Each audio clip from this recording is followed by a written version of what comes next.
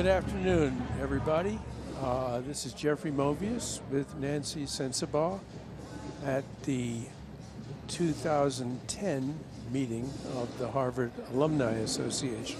It's a beautiful day in Tercentenary Theater.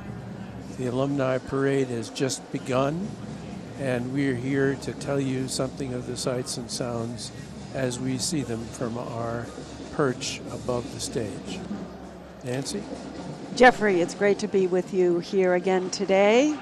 Welcome to the 141st annual meeting of the Harvard Alumni Association. This is part of Harvard's 359th Commencement celebration. We would like to congratulate today's graduates and extend a particular welcome to Harvard's newest alumni, who this morning were welcomed into the Fellowship of Educated Men and Women. And we would also like to welcome and congratulate their friends and family who are with us today or who are watching this program via the web or cable television. There are some of our older alumni coming past the statue of John Harvard. You see them on your screen right now. Class of 1942, a class which was particularly hard hit by the war. A lot of people graduated straight out of college, went to war, or left college as undergraduates and went off to fight. Jeffrey, these alumni and reunion festivities at Harvard Commencement are a uniquely Harvard tradition, a uniquely American tradition that began right here in Harvard Yard. In the early years of the college, founded in 1636, classes began in 1638, at which point it was called Harvard College. In the early years of the college, the elders of the Massachusetts Bay Colony who founded this college were concerned that the college would not survive. And so at the time of commencement, the elders of Massachusetts Bay Colony, as well as the ministers of the colony, and there we see John Harvard, after whom Harvard College was named. These people would come out to the commencement festivities to hear the orations of the graduates and to celebrate with them. And year after year, the alumni were invited back to celebrate as well. And thus was born the Harvard reunion festivities, the alumni festivities that now occur at many universities across our country. And celebrate they did in the old days. Sometimes those celebrations got a little bit out of hand. To this day, you see people dressed in top hats and carrying usually a token baton, which is a remnant of the days when crowd control consisted largely of keeping your truncheon at the ready. There are many traditions that we still celebrate here as part of our commencement festivities. One of them is that if you see the green and white tents in the background. At some of those tents at noontime on commencement day, Harvard will serve beer to anybody who comes into Harvard Yard. So next year, those of you who are in Cambridge and Boston, if you'd like a glass of beer when you come on commencement day, please come join everyone else drinking the beer and enjoying the festivities here in the yard. I should say that not everyone gets a glass of beer. I mean, those who are entitled to drink in the Commonwealth of Massachusetts are happily served in the yard on commencement day. Thank you for that clarification, Jeffrey. Today there are more than 4,000 Harvard alumni here to enjoy reunions. We have 11 different classes that are celebrating their reunions, beginning with the 70th reunion class of 1940. You just saw someone rubbing John Harvard's toe on the statue's toe, which is a time-honored custom. I don't quite know when it began, but you can see that the boot, the bronze sculpture by Samuel French Morse of someone who wasn't John Harvard at all, but Samuel French Morse's favorite model. You can see that toe is well polished. In fact, there are no likenesses of John Harvard made at the time he was still alive. He was born in 1607 in the Southwark district of London. He was baptized at Southwark Cathedral in November of 1607, and he came to Massachusetts in the early 1630s, having been educated as a minister at Cambridge University, Emmanuel College of Cambridge University in England. When he died in 1638, he left half of his fortune and all of his books to New College, as it was called at the time. And in gratitude for these gifts, the college was named in his honor. That library of John Harvard's survived into the 18th century, but it was largely destroyed by a massive fire, which pretty well wiped out most of Harvard's library. I think there was one book that belonged to John Harvard that survived, and the only reason that it survived is that the person who had taken it out had done so illegally and kept it in his room to study without having signed it out. And here we see the class of 1930 filing in, and we see the women with their rosettes on the left-hand side, La Follette rosette, designed by Ellen La Follette of the class of 1954, to identify the women of the Happy Committee. The Happy Observance of Commencement Committee was founded in the 1860s to make sure that those alumni and friends who came to commencement ceremonies were happy. And so any woman you see with a rosette, any man you see with a top hat, they are members of the Happy Committee who come year after year to help the organization and the crowd, lead the crowds through the various parades as part of the commencement festivities. It should be said that this is one of the great days for anyone associated with this institution. And people come back year after year after year. They come back just to be here. They come back to see their friends. They come back because this is, in a way, their home. Every year at commencement, we particularly honor the 25th reunion class. So this year, that's the great class of 1985. And members of that class elect the chief marshal of our commencement exercises. Today, the class of 1985 has chosen Kevin Jennings, a teacher, a gay rights advocate, and currently the Assistant Deputy Secretary for Safe and Drug-Free Schools in the U.S. Department of Education. Along with the 25th, the 35th and 50th are considered to be major reunions. I think anybody who makes it to his 80th could also be celebrated in a pretty extreme way. Some of the oldest living alumni are here now and filing in and sitting in the first rows just in front of the stage of the Tercentenary Theater. Tercentenary Theater being named for the occasion in 1936 when Harvard celebrated its 300th anniversary. We just saw the view of the bagpiper who has arrived into Harvard Yard, and Jeffrey, every time I hear a bagpipe, I think of Harvard commencement. The bagpipers are always here to help us with the alumni processions as the alumni walk through the yard into Tercentenary Theater and into their seats for the afternoon program. They're here in the morning too. I would say probably the only people who don't love the bagpipers are probably the students who wake up just before they wanted to. Alarm clock not necessary when you have a bagpiper blowing out your window. And as we mentioned, these festivities have been taking place here at Harvard since the 17th century. I want to read to you now from Ralph Waldo Emerson's diary. He was of the class of 1821. He came to Harvard's bicentennial festivities in the year 1836. And this is what he wrote about the alumni procession on that day.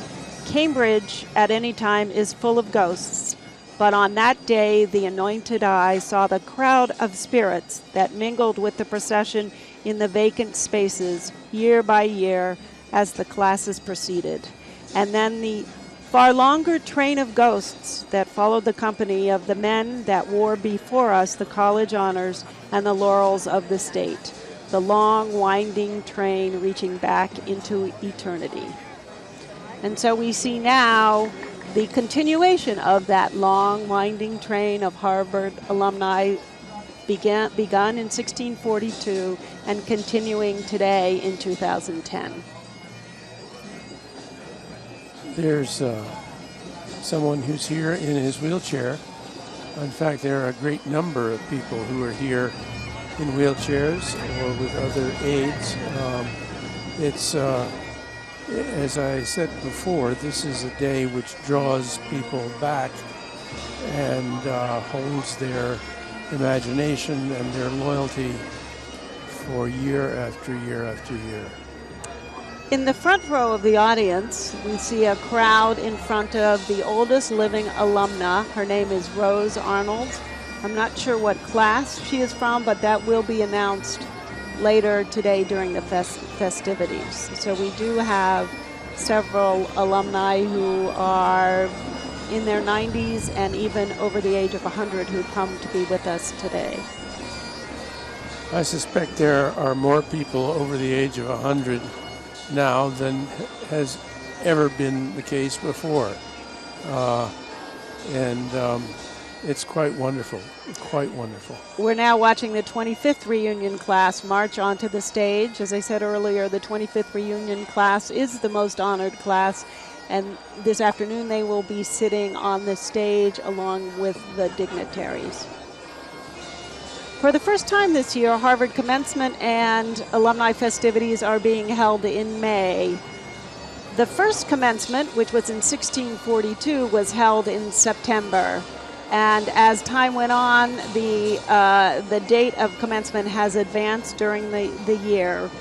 Right now, Harvard classes begin in August, before Labor Day, and commencement is always on the 38th Thursday after the beginning of fall term. The change in calendar is something fairly new. I'm seeing one member of the class, the 25th reunion class.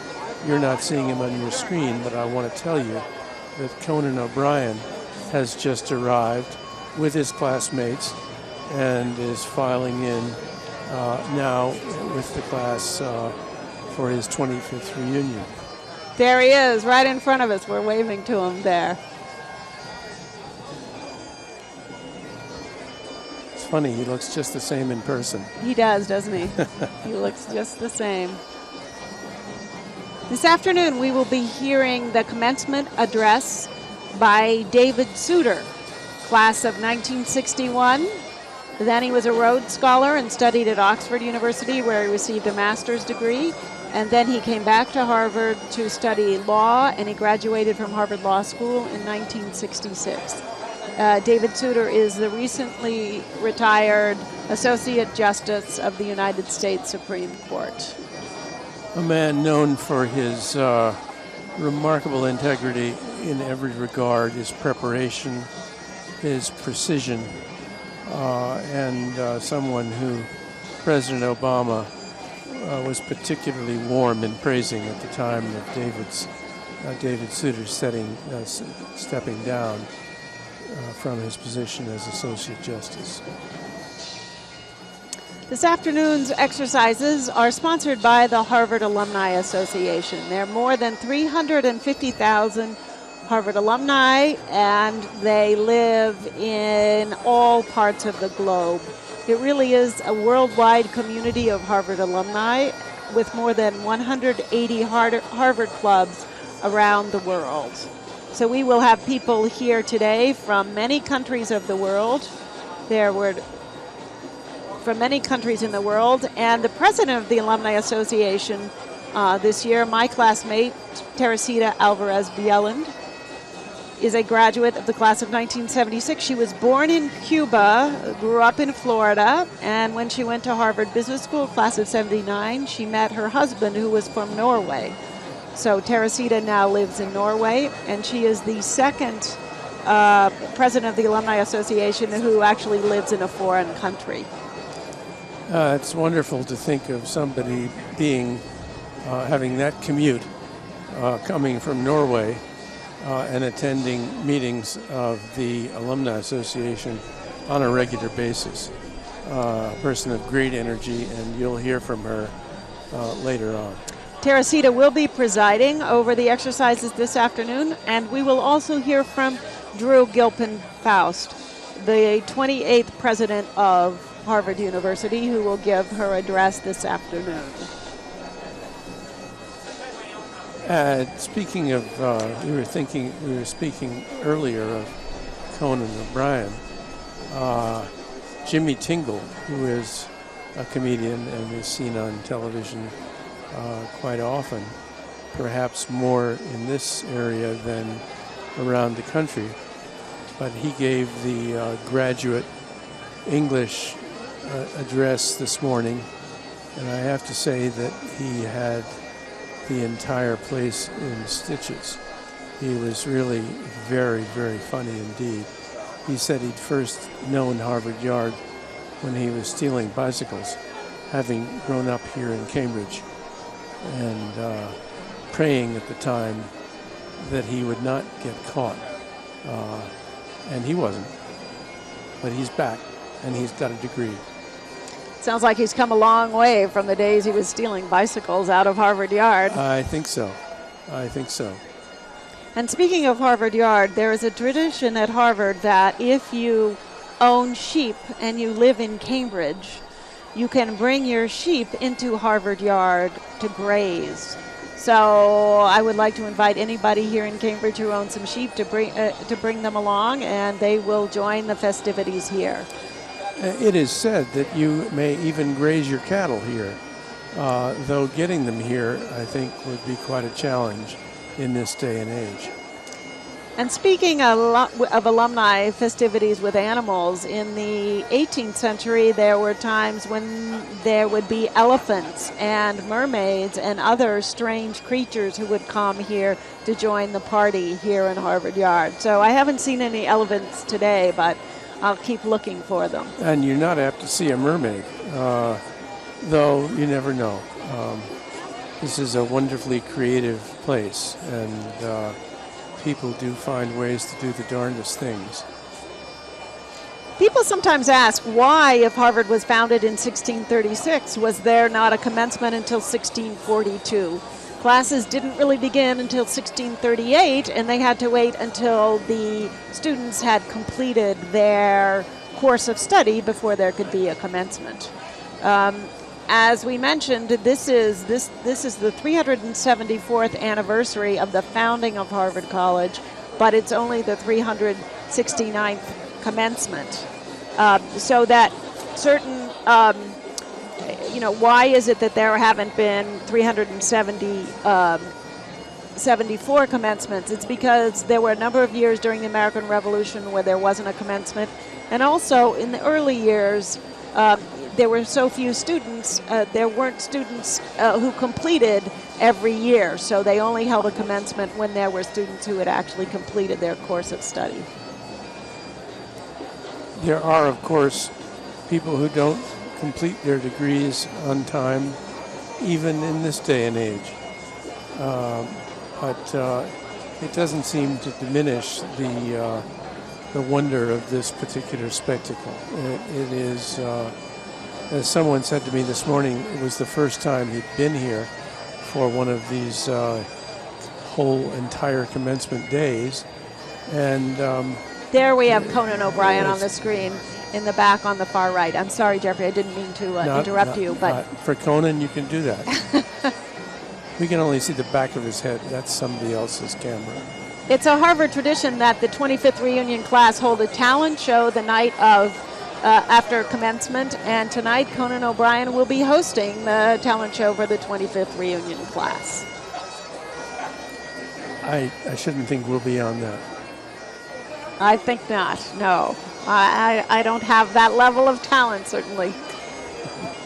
But as you see the alumni walking into the Tercentenary Theater, we like to think of this as controlled chaos. The Happy Committee is directing traffic. People are milling around. Some people know where they're supposed to go. Other people don't. The Reverend Peter Gomes, the Nathan Pusey minister in Memorial Church and the Plumber professor of Christian morals, has said of Commencement Day that someone observing the rather casual dignity of the day remarked that commencement is more like a lawn party than a ballet. And a less charitable but more astute observer suggested that the vast assemblage in formation in the old yard was very much like that wonderfully chaotic game of croquet with flamingos and hedgehogs that occurs in Alice in Wonderland. First-time visitors to this scene are rather horrified at what appears to be rank confusion, but then they remember that this is, after all, Harvard, where conformity, even of self-preservation, has been elevated to the rank of an original sin. That it works at all is a tribute to patience and goodwill and the general sense that, come what may, the day is to be enjoyed. So that's what the Reverend Peter Gomes has said of our commencement afternoon festivities. The yard is beginning to fill up now. It is ever thus. There, as Nancy has said, there are some people who know where they're supposed to go and others who don't, and others who, without any sense of where they ought to be, take the wrong seats and have to be gently persuaded to surrender them and move somewhere else. It's a good thing to find a seat in the yard on a day like this that's in the shade, because the sun can be pretty warm. We're very lucky to have this weather. I'm not complaining. It was as late as last evening, there was some dire news that there would be perhaps heavy fog or showers or drizzle. We seem to have avoided that. Someone always claims that it never rains on Harvard commencement. I can attest to the fact that that's a happy dream. And there we see more people rubbing their hands on John Harvard's shoe for good luck. Of course, it's a tradition for the graduates, this year's graduates, to have their picture taken in front of the John Harvard statue. So as you walk by there today, there'll be a crowd of people there, all of whom are taking pictures of their friends and family who graduate today. People sometimes ask, why is Harvard commencement on Thursday? And the reason is that Harvard commencement, time of Harvard commencement, the entire week was devoted to alumni festivities and sports contests with Yale University in New Haven. Thursday was the day of the week before the Harvard-Yale baseball game, and then the crew races. So the baseball games were on Wednesday, the crew races were on Friday. That left Thursday as the day for commencement. And so Harvard being the traditional place that it is, we continue to have our commencements on Thursdays. Sounds like someone's priorities ran to sporting events in the early days. Not a bad thought. This afternoon, we will have 4 recipients of the Harvard Medal. The Harvard Medal is awarded by the Harvard Alumni Association to recognize extraordinary service to Harvard. And today's recipients include Nina Archibald, who is director of the Minnesota History Museum. She's a former overseer, a member of the Radcliffe class of 1962, and a Master of Arts in Teaching from 1963. We also have Paul Buttenwieser, class of 1960. He's this year celebrating his 50th reunion, and he's also a graduate of the medical school class of 1964. He's a physician and has been quite active doing all sorts of community service in and around Boston. Paul and his wife founded an organization, a foundation actually, called Family to Family, in which families volunteer to take care of other families that may not be so fortunate and may be in need of shelter or clothing or food. It's a really wonderful organization. Paul is also the author of 2 novels and has spent many, many years as a psychoanalyst and as an instructor at the Harvard Medical School. We will also honor Kevin Landry from the class of 1966. Kevin has been an investment advisor for many years, and he has also been active on many boards and visiting committees and alumni activities here at Harvard. And finally, Dean Whitlaw, who is actually not a Harvard graduate, but was a longtime admissions officer, director of the Office for Institutional Research, and served Harvard for more than 3 decades in various capacities. And contrary to the sound, he's not a dean at all. That's his first name, Dean Whitlaw. A wonderful guy. This crowd is growing. There seems to be no end to the parade. And the seats are filling up. Top hats are showing people how to go and where to go. Class banners are being flown. And John Harvard's toe continues to be rubbed. You see there the tent that is over the Tercentenary Theater stage, relatively newly designed. The old tent had an embarrassing habit of filling with water toward the front and then at a certain point letting go of that water to the alarm and excitement of those sitting in the front rows of the theater itself. It was particularly apparent. I remember a day that Solzhenitsyn, the Russian novelist, gave a stirring and rather angry address, in the middle of which the canvas tent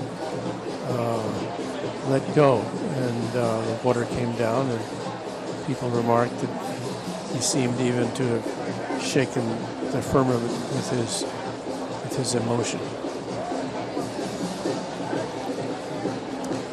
People visit with each other. As I said before, they come back very often just with the hope that they will see each other, and do that year after year. Many come back for their reunions, and it's a happy time altogether. The program this afternoon will include the welcome by Teresita Alvarez-Bjelland, the president of the Harvard Alumni Association. We will sing some of the traditional Harvard songs.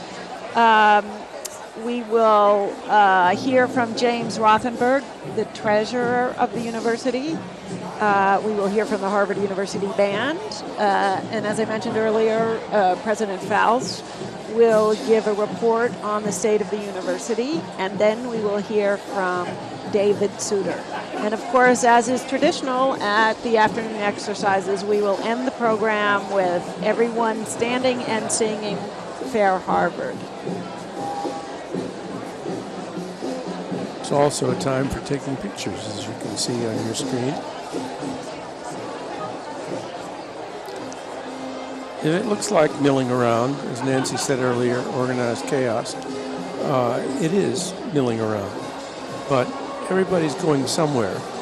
And by the time the events begin at this meeting of the Harvard Alumni Association, believe it or not, virtually everybody will be seated.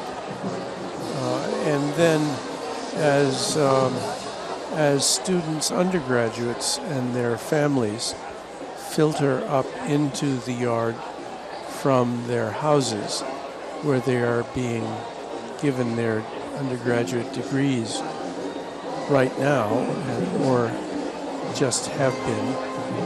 When they arrive, the place will really be very full indeed. Good weather brings more people out. It does, and we will, I'm sure, have a big crowd today because of the beautiful, beautiful weather we have. Harvard graduation festivities start generally on Wednesday before Thanksgiving, and before commencement. And yesterday we had the various class day speakers. For Harvard College, we had Christiane Amanpour, who is the international correspondent for CNN. She spoke to the Harvard College graduates yesterday.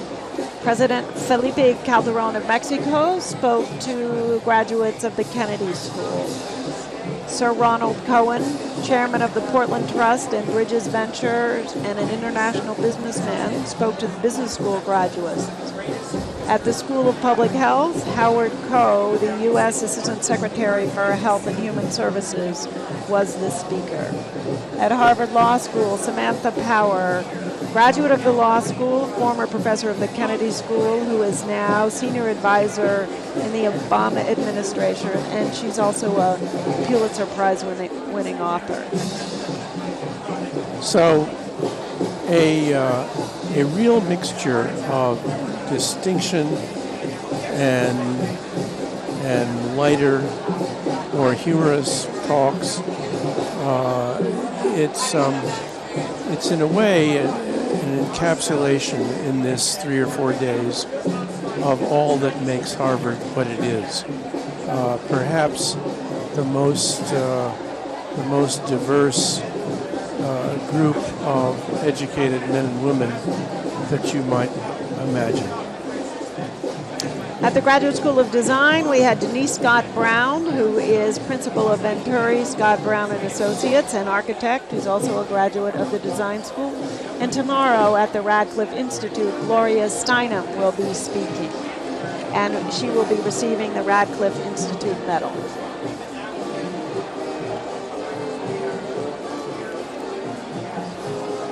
Some people mill, some people stand. If you have a top hat, I guess you get to stand or work. But there are, I still see people coming in to the Tercentenary Theater from what is called the Old Yard, which is the part of Harvard which was first settled and first built upon in the 1630s. The first building at Harvard, known as Pine Tree House, was built with untreated lumber, which was, in this climate, probably a big mistake, but it was what they could afford. I think it lasted less than 40 years before falling in. And in recent years, there have been a series of excavations on the site of that building, and a great deal of the detritus of undergraduate college has been unearthed. Clay pipes, dare one say beer bottles, and a variety of belongings of 17th century students and teachers. It was not always easy to be a student in the 17th century at Harvard. The first head of the institution was ultimately dismissed from his post for having variously starved his charges and beat them with large pieces of wood. He didn't last and was sent packing back to England. David Souter, our speaker for the afternoon, received an honorary degree this morning. There were several other honorary degree recipients, the most famous of whom is probably Meryl Streep, the actress, who received a Doctor of Arts degree this morning. Also Richard Serra, who is a painter and sculptor. He also received the Doctor of Arts degree this morning. The first woman to receive an honorary degree from Harvard was Helen Keller, received an honorary degree in 1955. She was a graduate of the Radcliffe class of 1904, and her citation read, "From a still dark world, she has brought us light and sound. Our lives are richer for her faith and her example." Wonderful example she was, too. There are many Radcliffe graduates. Harvard and Radcliffe officially merged in the late 1970s. Radcliffe was founded in 1879 as a society for the collegiate instruction of women. It was named Radcliffe after Anne Radcliffe, Lady Molson, who gave £100 in 1643 for the first scholarship at Harvard College. That money was solicited from Lady Anne Radcliffe Molson by a group of fundraisers from Harvard who traveled to England and with their tin cups managed to raise enough money for scholarships and for some other improvements of this lonely outpost in the New World, as it was then considered. I'm sure the people who gave it in England thought that they were supporting something which is on the fringes of a great forest, and they were right. It was. As I mentioned, the Harvard Alumni Association consists of 350,000 members from throughout the world. The Harvard Alumni Association sponsors these reunion events, the class events. Every class has a secretary and a treasurer, and they form the nucleus of the leadership of each class. The class committee then chooses reunion co-chairs. There are normally 2, 3, or 4 reunion co-chairs who are in charge of organizing the reunions. And there is also a gift. Each reunion class raises money and gives a gift to Harvard. We will have the summary of those gifts from Jim Rothenberg, our treasurer, later this afternoon. That's a part of the major effort of the reunion fundraising. And you can imagine there's a lot of activity in that regard among classmates and those who are charged with raising the money from them. That activity goes on, I can attest, right up until the announcement of the amount of money each class has raised. In fact, the impending announcement of an amount can be a significant inducement to someone raising his or her gift. In the dark classes on your screen, you saw Paul Weissman, who himself has been class agent for the class of 1952 since he graduated, and has raised as much money for Harvard as any single alumnus. Paul. Right. That's Paul. The Alumni Association is headed by Jack Reardon of the Harvard class of 1960, and he and his classmates are now celebrating their 50th reunion. Jack was a longtime member of the admissions committee, senior tutor of Kirkland House, director of athletics, and most recently, as I said, has been the executive director of the Harvard Alumni Association. One of the major functions of the Alumni Association is to interview applicants to Harvard College. This year, there were more than 30,000 applicants to Harvard College, and we have a network of more than 20,000 alumni around the world who interview each and every applicant to Harvard College. I see the 50th reunion class coming in now, class of 19 60, and in their distinctive red, bright red, fire engine red baseball caps. It's a pretty big class, actually. Quite a lot of 50th reunioneers came back, and I've seen a number of them throughout the day-to-day. All very happy to be here, and in fact, several of them will say precisely that. I'm happy to be here, and they mean it. One of the recent phenomenon among reunions is that more and more people are returning to their reunions, and so we don't have all of the reunion classes here with us today.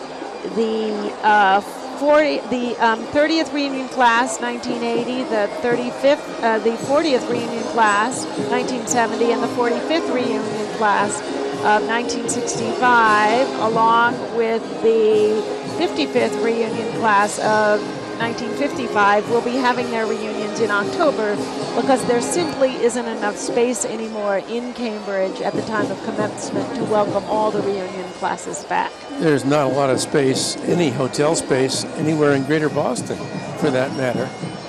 This is a fairly significant influx of people from all over the world, and if they haven't reserved hotel space very often a year before, they have to stay somewhere in the exurbs. It's an issue, which is why they've broken the reunions up and have them now in 2 times a year instead of all at once. Jeffrey, there was something new on the Harvard website, Harvard Commencement website this year. They have a series of pictures available, pictures of commencement and reunion activities through the ages. And the picture available that we have from any Harvard commencement was from 1885. And there's a picture of 6 of the graduates, the orators for that year, who are standing together in a library in their caps and gowns. But this exhibit, for anybody who's interested in the history of Harvard Commencement alumni festivities, it really is a wonderful series of pictures of graduation and alumni festivities through the ages. I would say that website, the Harvard website, harvard.edu, is in fact a really strong place to go online if you want to either reacquaint yourself with the institution or simply enjoy what there is to see. One of the major initiative this year of the Harvard Alumni Association was a public service month, a global public service month. For the month of April, 81 different sites around the world were public service initiatives, community service initiatives sponsored by Harvard clubs and Harvard classes and Harvard alumni. More than 300 alumni participated in these activities. To whom much is given, much is expected. And a number of the things, they helped Habitat for Humanity build houses, they cleaned up trash in public places, there were some education projects where they would go into after-school programs and help with young students. There's some activity in Mission Hill in Boston, but this was a worldwide effort to say, those of us who have had the privilege of attending and graduating from Harvard, it was an opportunity to give back. You just saw David Souter on your screen surveying the crowd. The dignitaries, some of the dignitaries are on stage. Many of them are now still on the steps of Widener Library greeting the parade of incoming alumni and friends, which I have to say has never seemed longer than it does today. It is moving slowly, yes. We can't yet see the end of it. It continues to come in from Harvard, from the old yard. and the yard is filling up. And the students and their parents that I mentioned before are starting to show up with their degrees still warm from the kitchen. And it's a great day for them and their parents. There are a number of students, of course, who will be right now emptying out their rooms and heading for their first jobs. This is a time when getting a job out of college has never been harder in recent years, and a lot of them are just going to have to cut right out of here and pack up the parents' station wagon and head home. So on the stage today, we will see our speakers, the honorary degree recipients from this morning, members of the Board of Overseers, as well as the chairman and co-chairman of both the reunion program and gift committees.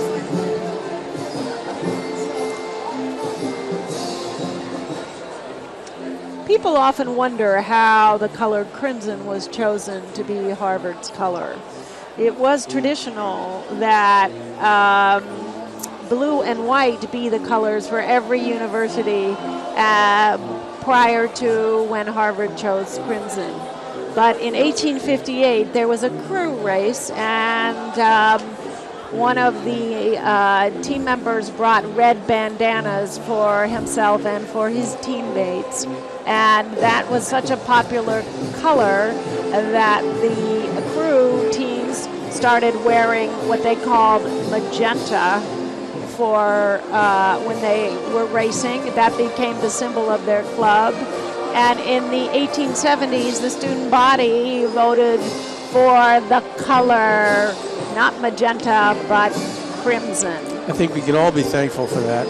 I might say it is said, it has been written, that the person on the crew who charged his sister with the purchase of those neckerchiefs was none other than Charles William Eliot, who was a member of that class of 1852, and who rode in that crew and became later a distinguished professor of chemistry and Harvard's president.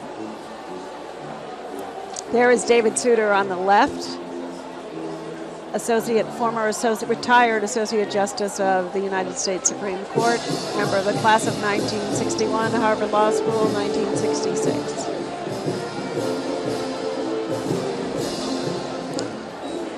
People make no bones about it. If they want to get an autograph of someone like David Souter, they go right up to him and say, "Could you please sign this program?" I mean, it's not Fenway Park, and nor are these members of the Patriots, but famous people abound at these events, and it's a great opportunity if you have the gall to go up and get your program signed. There on the left, we have Katie Lapp, the Executive Vice President of the university. She was appointed this past year.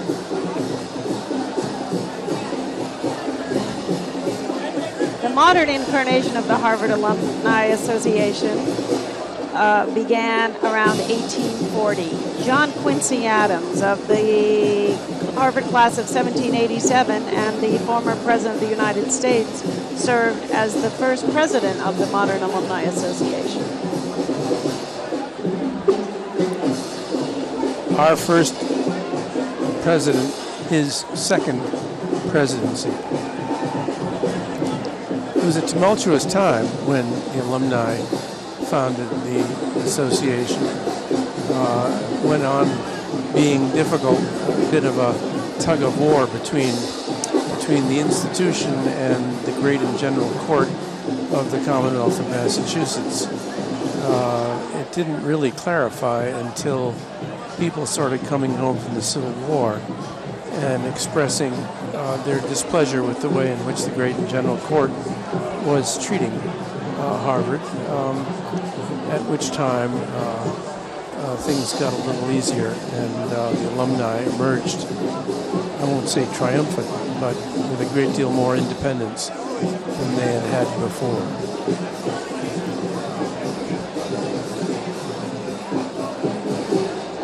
As we mentioned, David Souter graduated from Harvard Law School, and as you can imagine, there's been quite a lot of excitement there recently since Elena Kagan of the class of 1986, the Harvard Law School class of 1986, has been nominated by President Obama of the Harvard Law School class of 1991. President Obama has nominated Elena Kagan to be the next justice of the Supreme Court. Elena Kagan is the former dean of Harvard Law School. She left Harvard Law School, I think it's, 2 years ago now? A year and a half ago now, to become Solicitor General, the first woman Solicitor General of the United States. She was the first woman dean of Harvard Law School. So we may soon have another Harvard Law School graduate on the Supreme Court. Some people have complained about the fact that Elena Kagan has had no experience as a judge. I can tell you that being dean of Harvard Law School is about all the experience you need in terms of adjudication and dealing with tricky issues and the intricacies of the law. Lawyers are famous for not agreeing, and those who teach at the Harvard Law School have had a long tradition of disagreement. She really became the best kind of peacemaker and unifier as dean of the law school. I think she will be an absolutely splendid Associate Justice of the court when she is confirmed. There are several other current justices of the Supreme Court who graduated from Harvard Law School. Judge Scalia, Judge Breyer. Judge Ginsburg didn't graduate from Harvard Law School, although she started at Harvard Law School and then transferred to Columbia Law School. Then there's also my classmate, John Roberts, a Harvard College class of 1976, Harvard Law School class of 1979, who, of course, now serves as the Chief Justice of the Supreme Court. And if you needed any evidence of the fact that people at the law school don't necessarily agree, you need only reflect on the varying stances of those justices that Nancy has mentioned. The bell now tolls from Memorial Church as the parade of dignitaries starts down the central aisle. This is the moment when the meeting is going to be called to order. As soon as they have reached their seats on the stage, we will see things begin to move forward. And here we see the president and fellows of Harvard College, the corporation that manages the university. We see the executive vice president. We see the dean of the Faculty of Arts and Sciences. We see the dean's procession. You can read the signs, and the people are then behind the signs.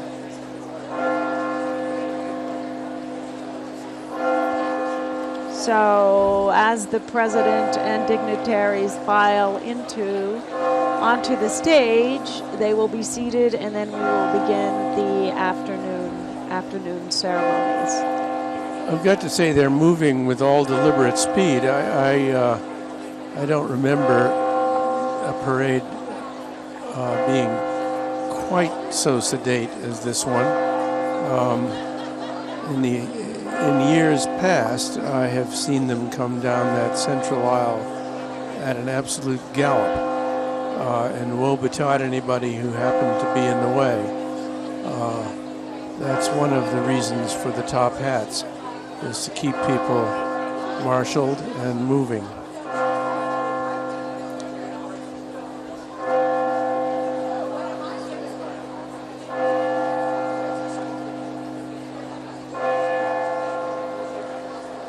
There you see a view from the stage through the Tercentenary Theater, and in the background you see the steps and columns of Widener Library.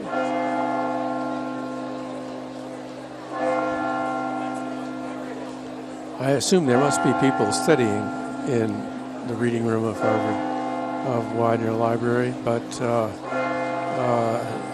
certainly they're having a tougher time perhaps than usual concentrating on whatever it is that they're trying to master. I would say the theater here is about half full at this point. By the end of the afternoon, it will probably be completely full as more and more people come up from their lunches and receiving their actual diplomas to come to listen to David Souter. There's President Faust seated on the stage. And the Merrick Garland on the right, he is president of the Board of Overseers.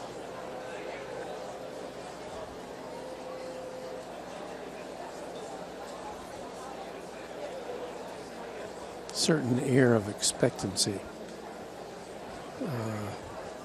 People really do hope that something's going to happen soon.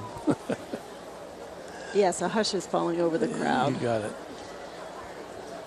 The last of the dignitaries are taking their seats on the stage. And we hope you enjoy this afternoon's program.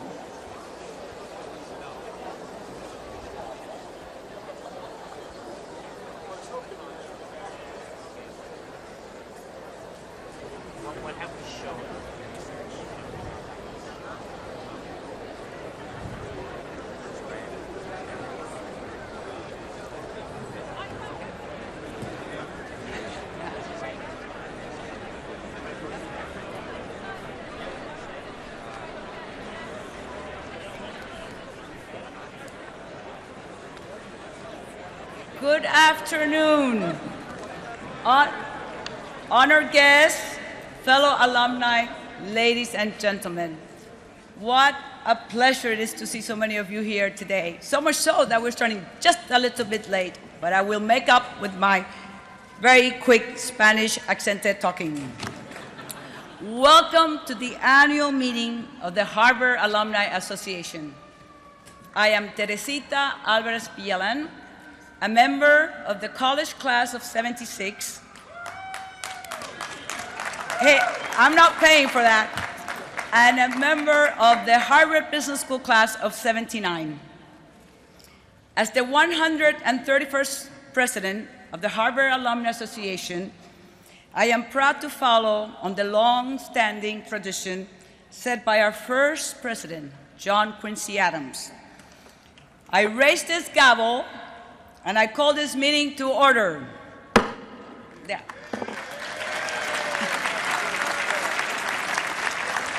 Thank you. It wasn't as big as this morning's gavel, but this morning, upon graduation from the college and the graduate schools, over 6,000 alumni joined our ranks. All Harvard graduates, without applications, without dues, become lifelong members of the Harvard Alumni Association. Congratulations and warm welcome to the HAA.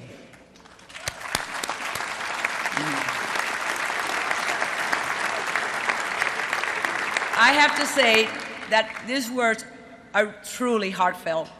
For today, I stand here as president of the HAA, but like many of you, I'm also here as the very proud parent of a college graduate of the class of 2010.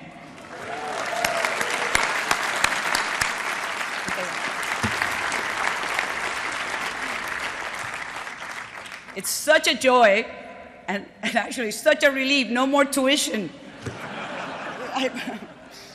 I also want to congratulate your parents, your extended families, your friends, the people that supported you and believed in you.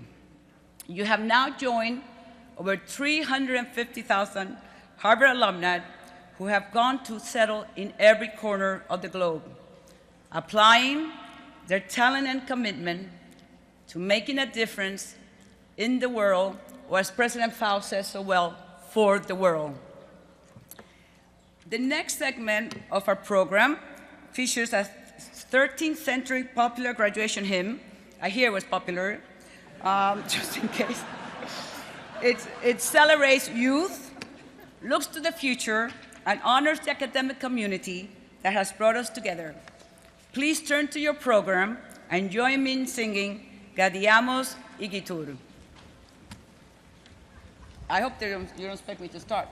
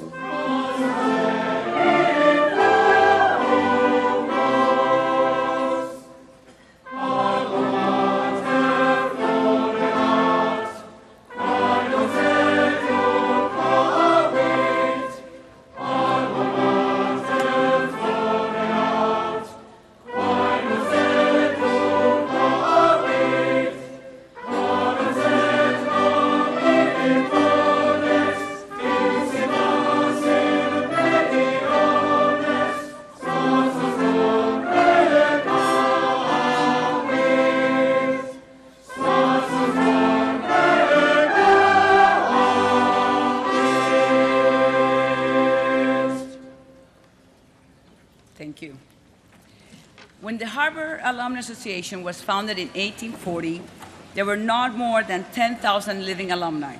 Since that time, and as I mentioned earlier, we have over 350,000 living in over 185 countries.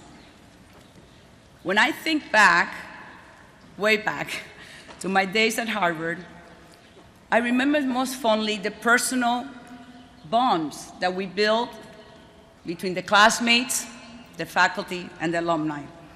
I must say that my involvement with the HAA has given me a second opportunity to meet wonderful alumni both here and around the world.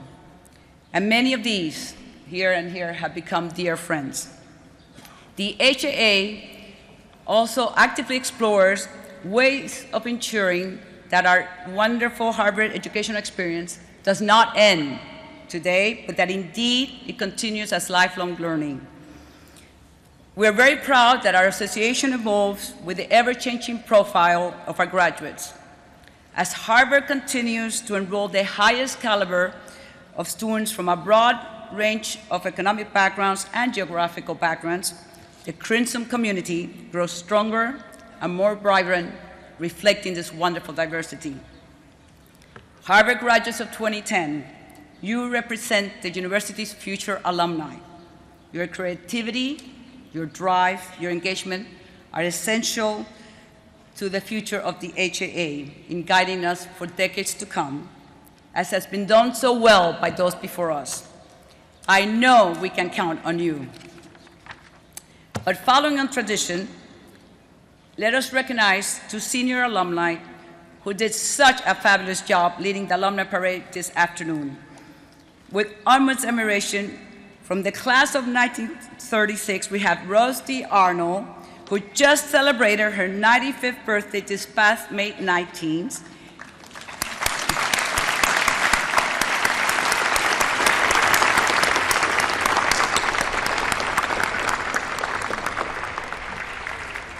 And from the class of 1929, George B. Barner, who, believe it or not, will be 102 this December.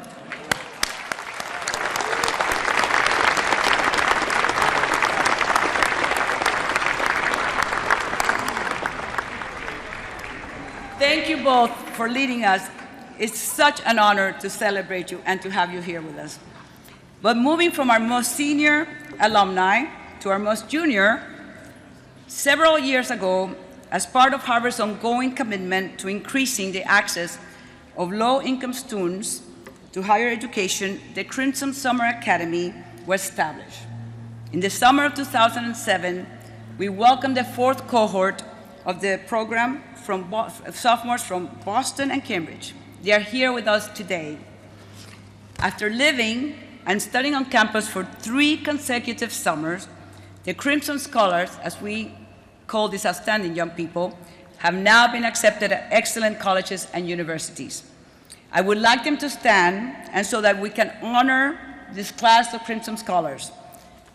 Would you please stand, and congratulations and best wishes for your continuing success.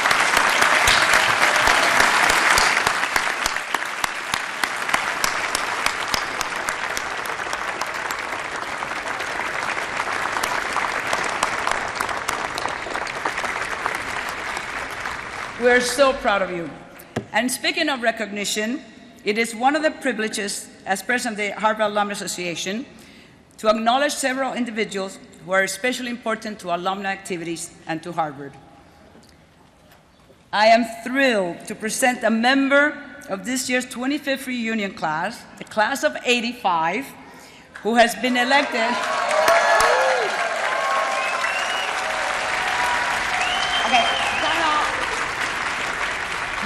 Who has been elected by his classmates to be Chief Marshal. He was the first in his extended Appalachian family of over 40 cousins and 5 siblings to attend college. Since then, he has spent his adult life in education and advocacy. He was the founder and executive director of the Gay, Lesbian, and Straight Education Network, a nonprofit that ensures students have equal access to a safe environment in their schools, regardless of sexual orientation or gender identity. He's also an active and involved alumnus. He has been a member of the Harvard Gay and Lesbian Caucus for almost 2 decades. He's currently serving as an HA elected director. He has written 6 award-winning books and was named by Newsweek as one of the 100 Americans to watch in the new millennium. He is currently the Assistant Deputy Secretary for the Office of Safe and Drug-Free Schools at the U.S. Department of Education. Let us recognize a person who has committed his life to education and advocacy, and who I am so proud to call my friend, Chief Marshal Kevin Jennings. Kevin, please stand up.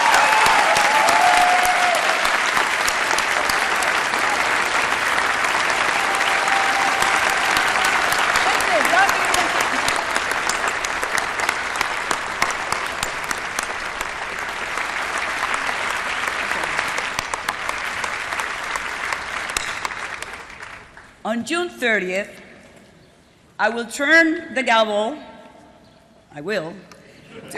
to one of the Alumni Association's most enthusiastic supporters, a good friend, a member of the college class of '73. He has generously given his time and energy to the university, and particularly to the HA. Mr. President-elect Robert Bowie. Bob, would you please stand up?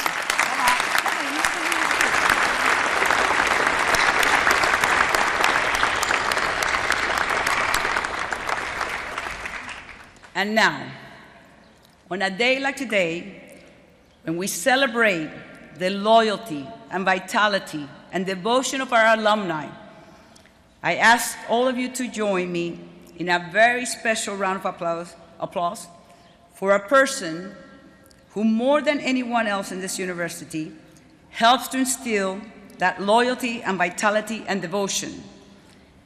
Celebrating his 50th Harvard College reunion this week, our alumni leader and dear friend, Jack Reardon.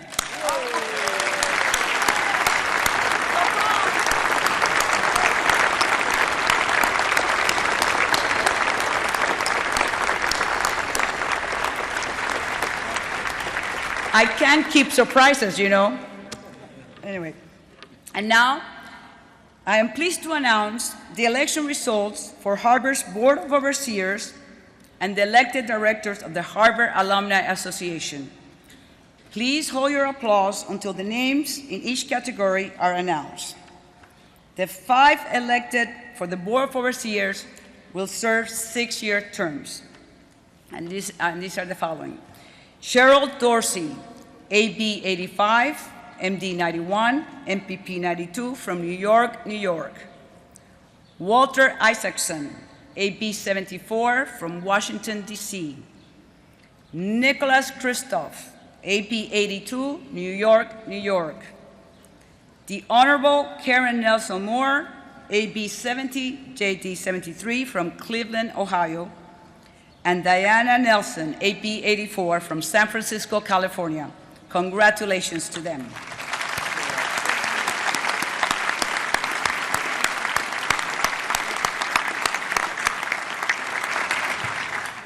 The following 6 alumni have been elected as directors of the Harvard Alumni Association to serve for 3 years. Roger Fairfax, Jr., AB 94, JD 98, Chevy Chase, Maryland. Lindsay Hyde, AB 04, Cambridge, Massachusetts. M. Margaret Kemeny, AB 68, New York, New York. Reynaldo Valencia, JD 90, San Antonio, Texas. Victoria Wells Wilson, AB 75, MPH 82, DPH 85, Cincinnati, Ohio. And Irene Wu, AB 91, Washington, D.C. Congratulations to all those elected. We are very much looking forward to your contributions to Harvard.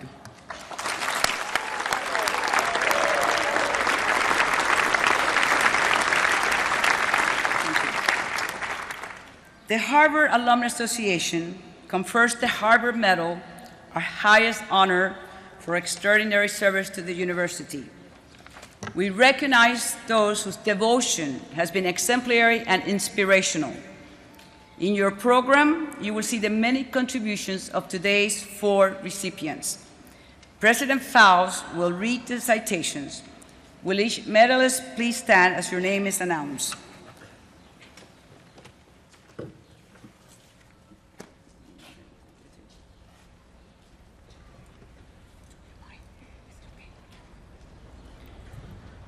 Nina M. Archibald, AB 62, MAT 63. Devoted to Minnesota and Harvard, you have been an active alumna of Radcliffe and Harvard and an insightful member of the Board of Overseers, advocating for the thoughtful stewardship of our Harvard museums in the advancement of the university's mission of teaching and research. Nina Archibald.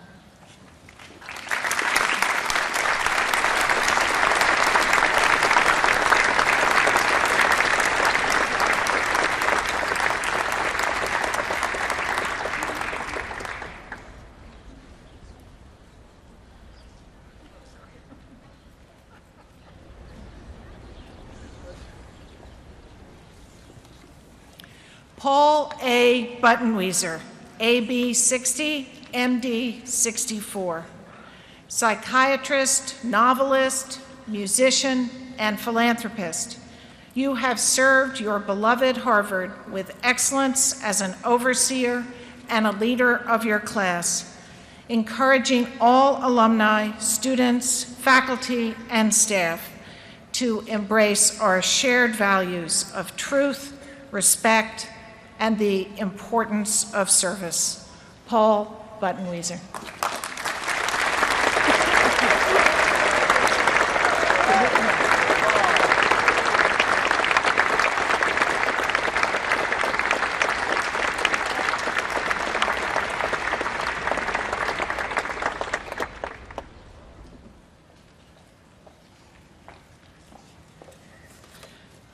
C. Kevin Landry, AB 66. Active in the arenas of academics and athletics, you have been a loyal leader and alumni ambassador for Harvard, creating new opportunities to improve the education of young women and men through your generosity, sustained interest and involvement, and strategic support of the sciences. Kevin Landry.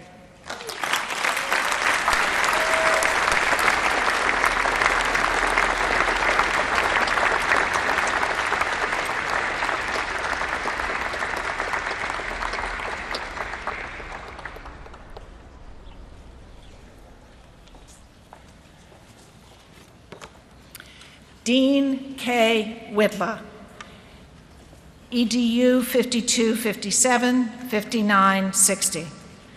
University citizen, Director of the Center for Teaching and Learning, Senior Tutor at Lowell House.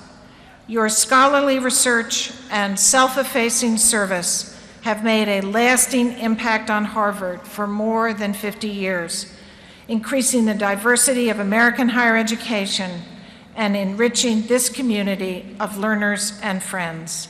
Dean Whitla.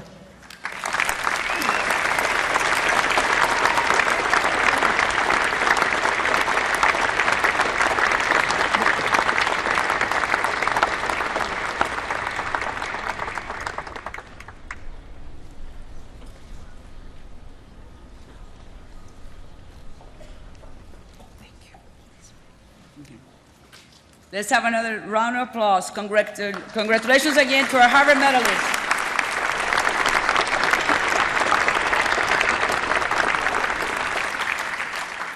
I now welcome the treasurer and member of the Harvard Corporation, James Rothenberg, AB 68, MBA 70, for a salute to the alumni.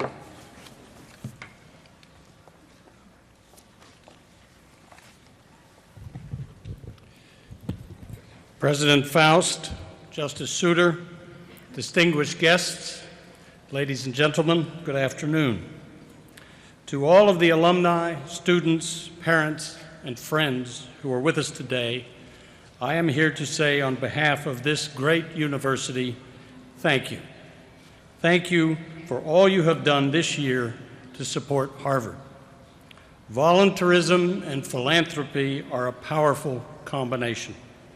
This year alone, nearly 23,000 alumni volunteers shared their time and talents with the university.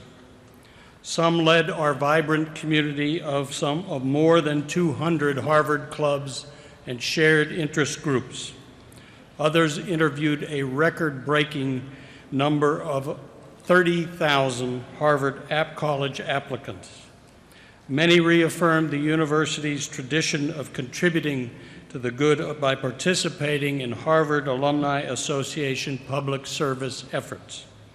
And yet others championed highly successful reunion and gift committee initiatives, leading to more than 78,000 gifts to the university as of May 24th.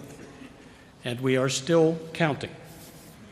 And those glorious festivities are made possible by the hundreds of volunteers who organized Harvard and Radcliffe College pre-reunion and reunion events, leading up to our hosting of over 5,500 alumni and guests who are in town for commencement this week. Welcome to all. This community, your generosity, provides students from many different backgrounds with access to a Harvard education. It draws a world-class faculty and staff to Cambridge. It enhances the experience of all students while they are here. It leads to innovations in the classroom, and it fosters research that makes a difference in the lives of people around the world. Record numbers of alumni and students chose to support the university, Harvard College, and the schools this year with both their time and with generous gifts. The Harvard College Fund, under the leadership of Steve Waters and Will York, set an ambitious goal to raise $40 million in immediate use gifts to ensure support of the college's priorities, including financial aid, curricular support, and research.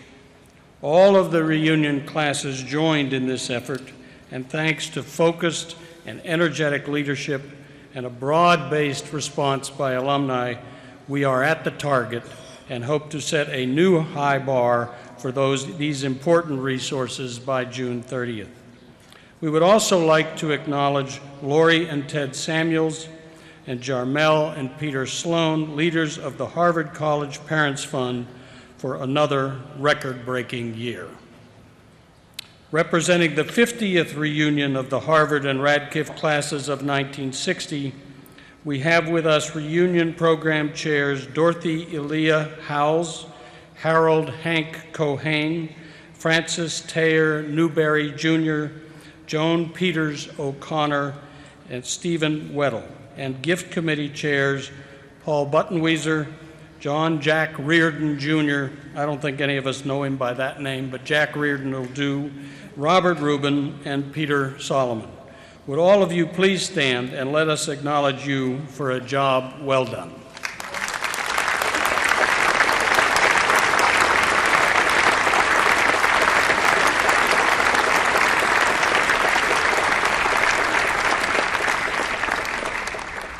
For a half century, the class of 1960 has epitomized the loyalty and dedication that distinguish the Harvard alumni community. In commemoration of their 35th reunion, the Harvard and Radcliffe classes of 1975 showed extraordinary commitment to the university.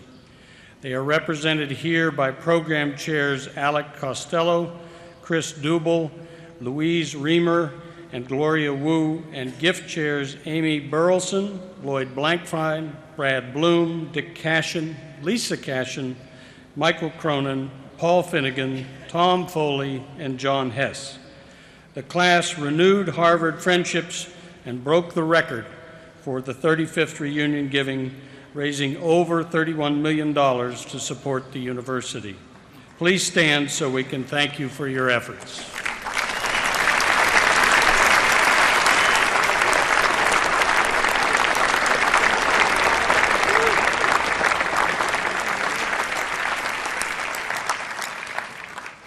To commemorate their 25th reunion, the Harvard and Radcliffe classes of 1985 have set a new standard in reunion giving, raising nearly 50% of their total class gift in the form of immediate use support. Let us thank program chairs Bob Banish and Debbie Goldfein, and gift chairs Kurt Chapman, Elena Han Kayam, Jennifer Perini, David Wong, and June Yip. Please stand.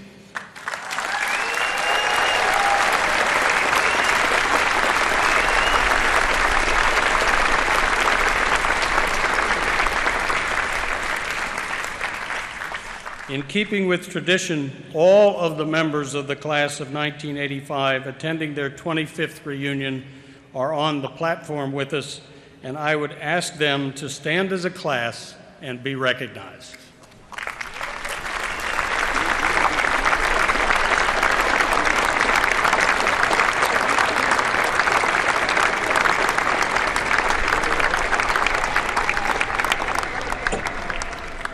Let us also ask all of the members of the Harvard College Reunion Program Committee and all Harvard College gift chairs to stand and be acknowledged for their hard work this year.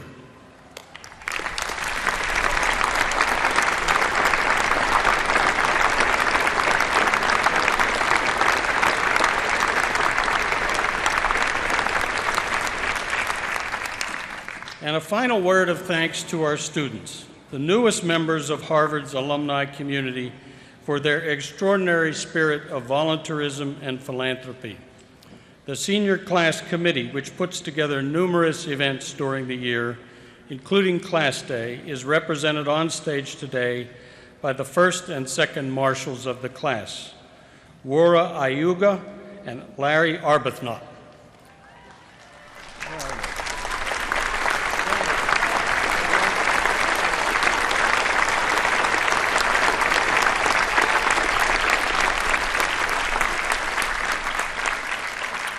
A second group of seniors led by Mary Cox, Alteral Mills, Deanna Robles conducted a record-breaking senior gift campaign with an outstanding 80% participation rate. Would the marshals and chairs please stand to be recognized?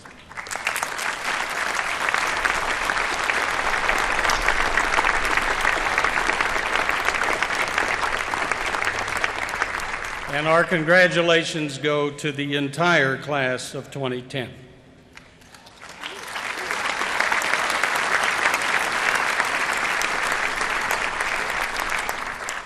We are grateful to all of you, Harvard's community of alumni, students, parents, and friends. You are profoundly generous, giving your time, your creativity, your energy, and your resources for the lasting benefit of our great university and its important work in the world. Thank you very much.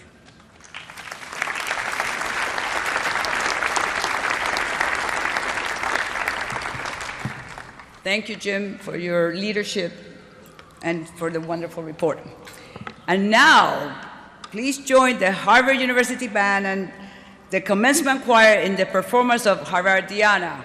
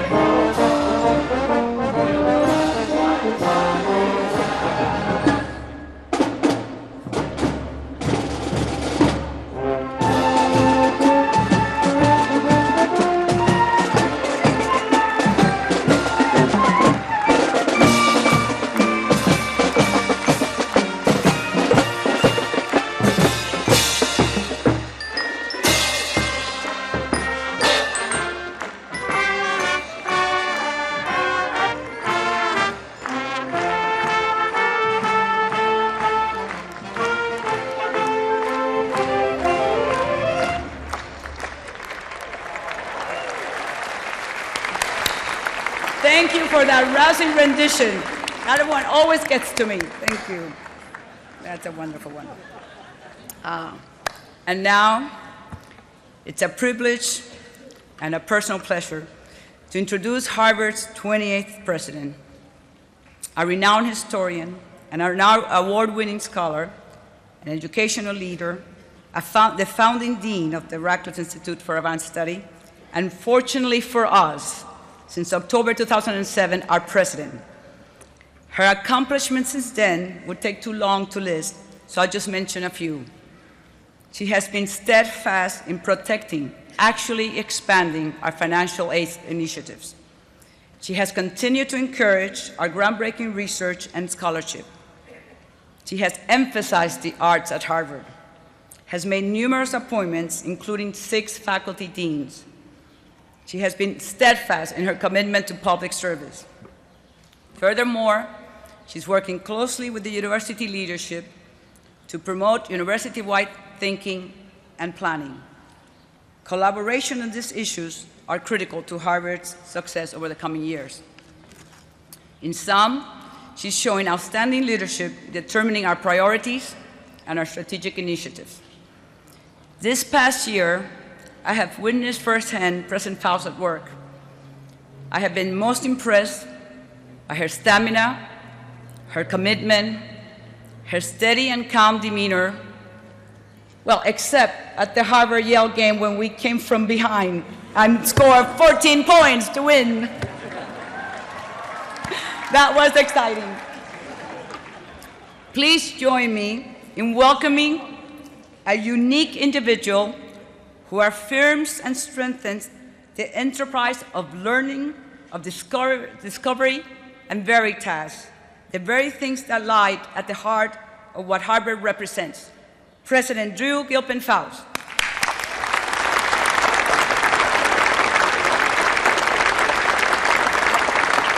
Thank you.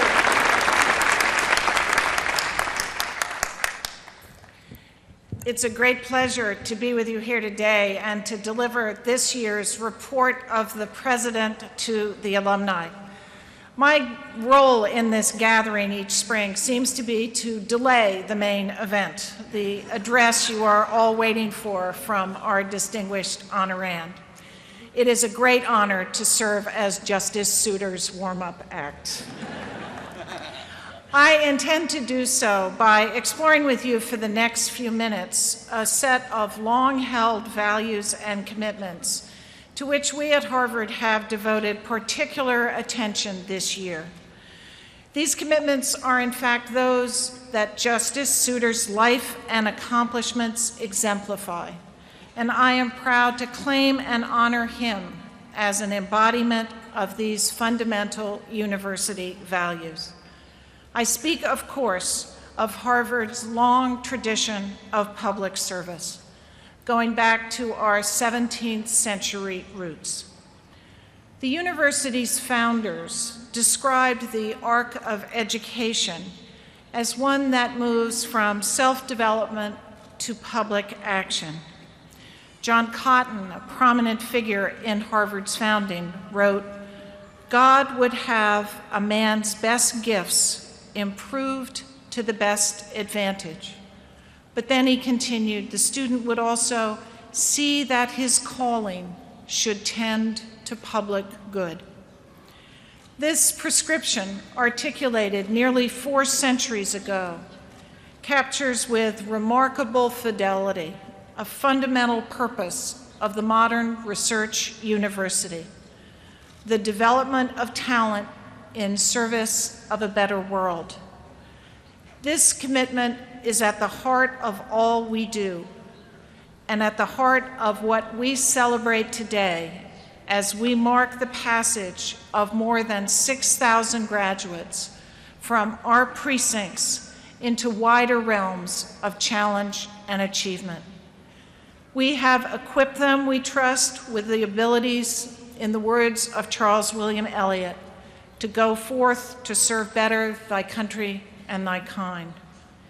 We hope that we have equipped them as well with the capacity to lead fulfilled, meaningful, and successful lives.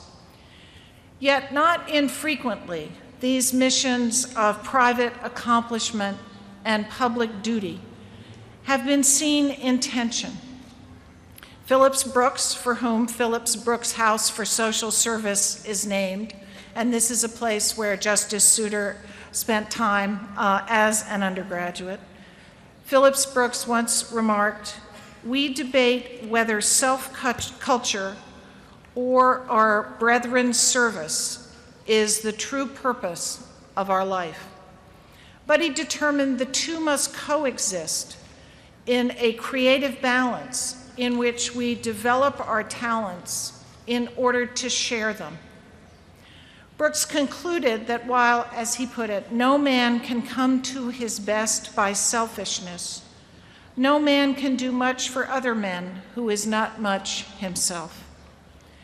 In the mid-20th century, John F. Kennedy worried about the potential conflict between, in his words, the public interest and private comfort. Our students still struggle with these choices today. Two college seniors who have decided to join Teach for America recounted to me how hard it was to explain to their parents that they were turning down offers at JP Morgan and IBM. Yesterday, I attended the commissioning of ROTC cadets, who are likely to find themselves soon serving the public interest in the considerable discomfort and danger of the war zones of Afghanistan and Iraq. For these students, however, service represents not sacrifice, but the most important form of fulfillment, in which one's talents can be harnessed for purposes transcending one's own individual life. Ajay Garcia, who worked in the President's office during much of his undergraduate career, is now with Teach for America in the Rio Grande Valley of Texas. He reports, "It is possibly the hardest thing I've ever had to do in my life, but by far the most rewarding. At the end of every day, I might leave work mentally, emotionally, and physically exhausted, but it is the best type of exhaustion and well worth the impact of closing the achievement gap one child at a time." Bill Gates visited Harvard last month and charged our students to bring the world's best minds to the world's biggest problems.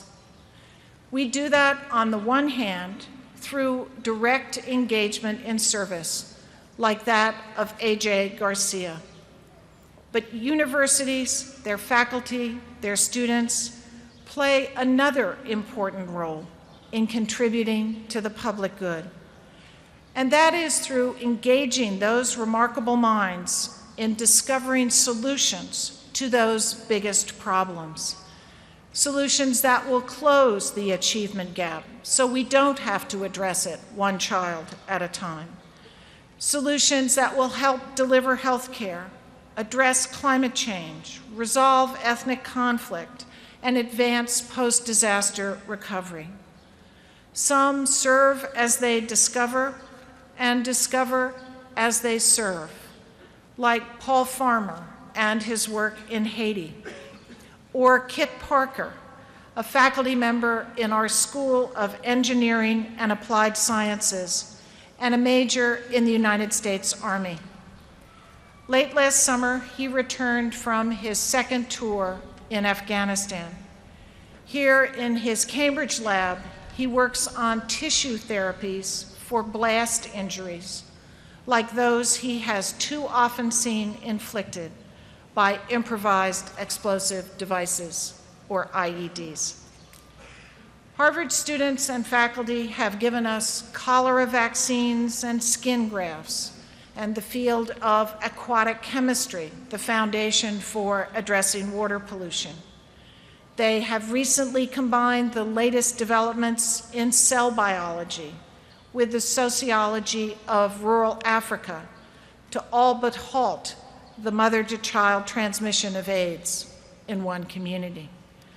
A professor at the Harvard Kennedy School has shaped strategies for international climate change agreement, and his ideas have helped reduce the causes of acid rain and lower sulfur dioxide emissions from power plants. It was a Harvard faculty member who understood early on the dangers certain financial instruments posed for ordinary Americans and devised public solutions to help them. Congress tapped her to oversee its $700 billion TARP program. Another professor has helped us to understand what compels people to save for the future. His work has fostered participation in 401k plans, which are now the most prevalent retirement savings vehicles in the nation. A faculty member in the Graduate School of Education has influenced how we think about teacher effectiveness, teacher recruitment, and teacher retention. He testified before a Senate committee on this topic just last month.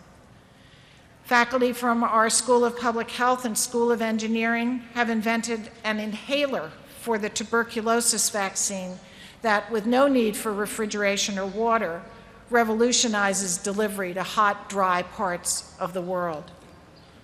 And students and faculty in the Graduate School of Design have developed post-earthquake shelter in Haiti and developed architectural strategies to combat airborne disease in a new tuberculosis hospital they have built in Rwanda.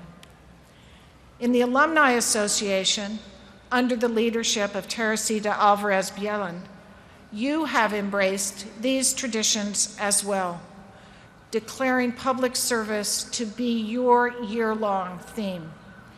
You organized a global month of service designed to mobilize all Harvard alums worldwide, and you have made an invaluable contribution to all of us by launching Public Service on the Map, an interactive website connecting Harvard students, faculty, staff, and alumni to public service opportunities and experiences all over the world. Within Harvard, we have explicitly highlighted our public service mission this year through a number of special activities. In October, we held Public Service Week, which included a career fair, a graduate student summit, and appearances by notable Harvard alums in public life, including Governor Deval Patrick and Sean Donovan, Secretary of Housing and Urban Development. He credited his early PBHA experiences and a course with Robert Coles that he took here at Harvard as a source of his passion for public service. And we are working hard to help students identify paths to public service careers. Dean Evelyn Hammonds and I created a public service committee whose membership was drawn from across the university to recommend ways to enhance the support we give to interested undergraduates. The committee documented something that we all felt must be true, namely that the most important factor drawing students into public service is the opportunity to try it out. Students involved in public service during their undergraduate years are almost twice as likely as others to enter a public service job upon graduation. Given the strong connection between such opportunities and later career and life choices, beginning next year, I will create the Presidential Public Service Fellowships Program to honor and to fund 10 outstanding students from across the university for a summer service opportunity. Additionally, as part of an anticipated university fundraising campaign, we will include as our explicit goals doubling the current amount of funding for undergraduate summer service opportunities and a significant increase for graduate students as well. Currently, the demand for these awards far outstrips supply. Harvard Law School has responded to expanding student interest in public service by establishing important new opportunities. A public service venture fund to help graduating students provide vital legal services in nonprofit and government organizations, and the Holmes Public Service Fellowships, which fund a year of service. This year's recipients will be involved in projects ranging from public interest law in Louisiana to social and economic rights assistance in South Africa. As I looked out over the graduates' expectant faces and colorful robes this morning, the gavels of the law school, the divinity school halos, the Kennedy School globes, the dental school teeth, I found myself wondering which of those students had been involved in some sort of service during their years at Harvard. Harvard contributed nearly 1 million hours of service to our neighboring communities last year, so I know it was the case for thousands of those sitting before me. But I believe we should expect it of all our students. We are proud of the number of today's graduates who have, often in defiance of obstacles, decided to take jobs in public service. The proportion of seniors choosing public service has increased over the last 2 years, from 17 to 26%. This year, nearly 20% of our graduating seniors applied for Teach for America, a percentage that I'm proud to say outstrips that in any of our peer institutions. And we can see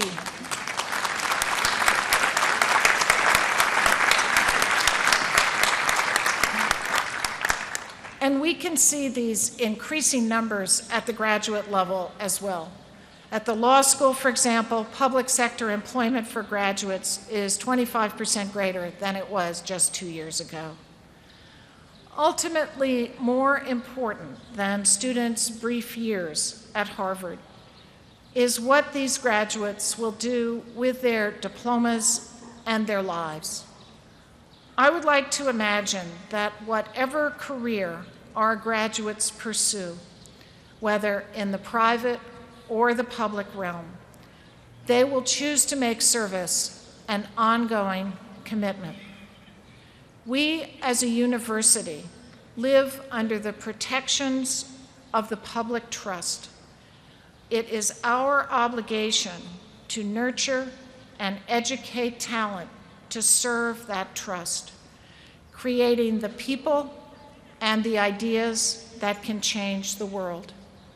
Harvard has worked, in the words of John Cotton, to improve our graduates' best gifts to the best advantage. Now, as Cotton did nearly 4 centuries ago, we charge you in your varied fields and callings to, in Cotton's words, tend to public good. We and the world need you. Thank you.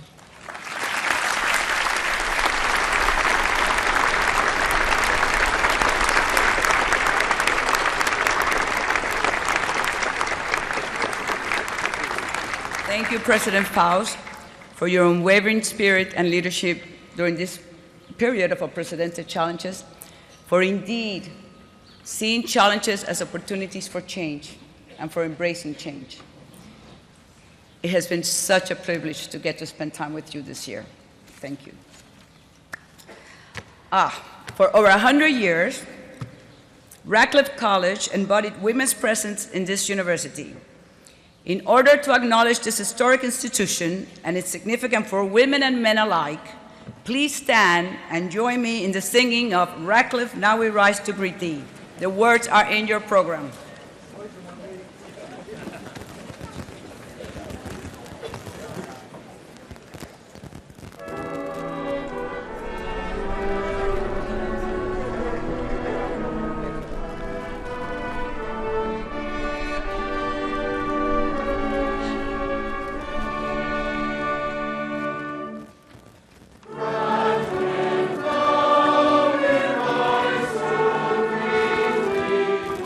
All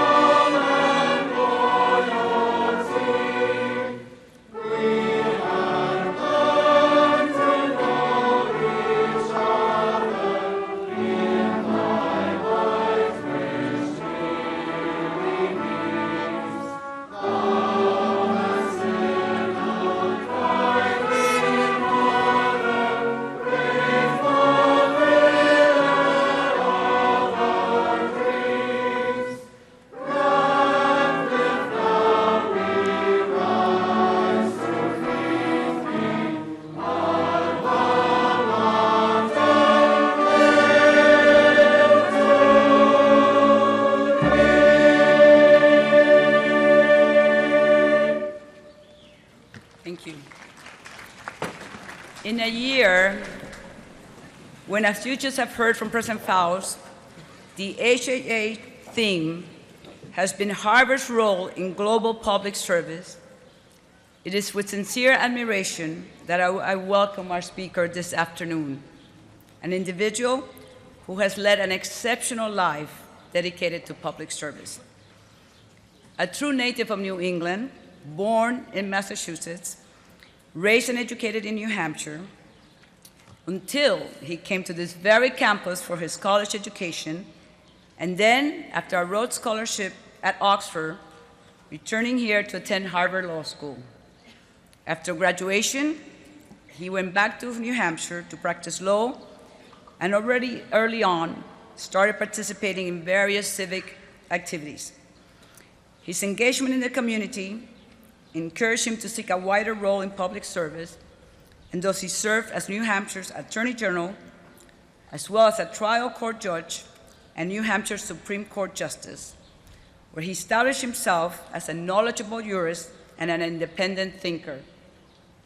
In 1990, he was appointed by President George H.W. Bush to the Supreme Court of the United States, where he served as an Associate Justice for nearly 2 decades. On the bench, an active questioner, he showed particular interest in questions of due process and was known for his balanced and thoughtful approach to arguments. Upon the announcement of his retirement, President Obama described him as a fair-minded and independent judge who consistently defied labels. But is Justice Souter really retired? He continues his service to New Hampshire by promoting civics education in the public schools. And I just read, and I quote, "He's moonlighting on the bench in Boston. In fact, lawyers appearing before the first U.S. Circuit Court of Appeals are routinely finding Justice Souter on a panel, peppering them with the kind of penetrating questions that would send members of the Supreme Court bar searching for packets of Alka-Seltzer." But President Obama added of Justice Souter, "He approached judging as he approaches life, with a feverish work ethic, a good sense of humor, with integrity, equanimity, and compassion, the hallmark of not just being a good judge, but of being a good person." Please join me in welcoming the Honorable David H. Souter.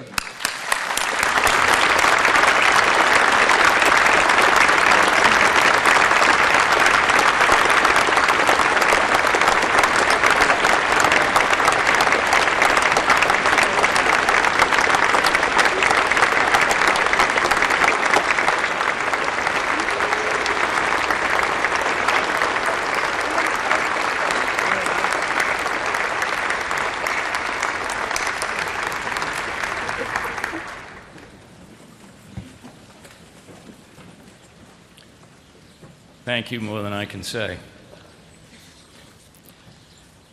Madam President, it's becoming habitual.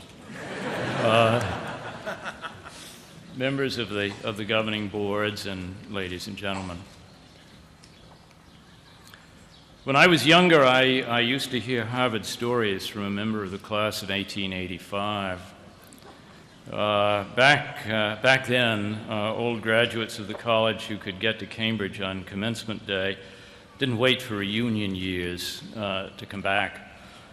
They just turn up, see their old friends, look at the new crop, and drink some commencement punch under the elms.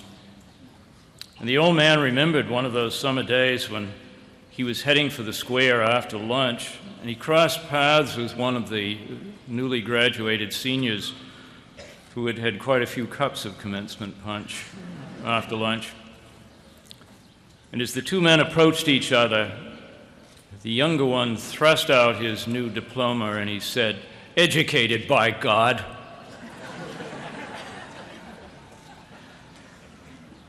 Well, even with an honorary Harvard doctorate in my hands now, I know enough not to shout that across the yard.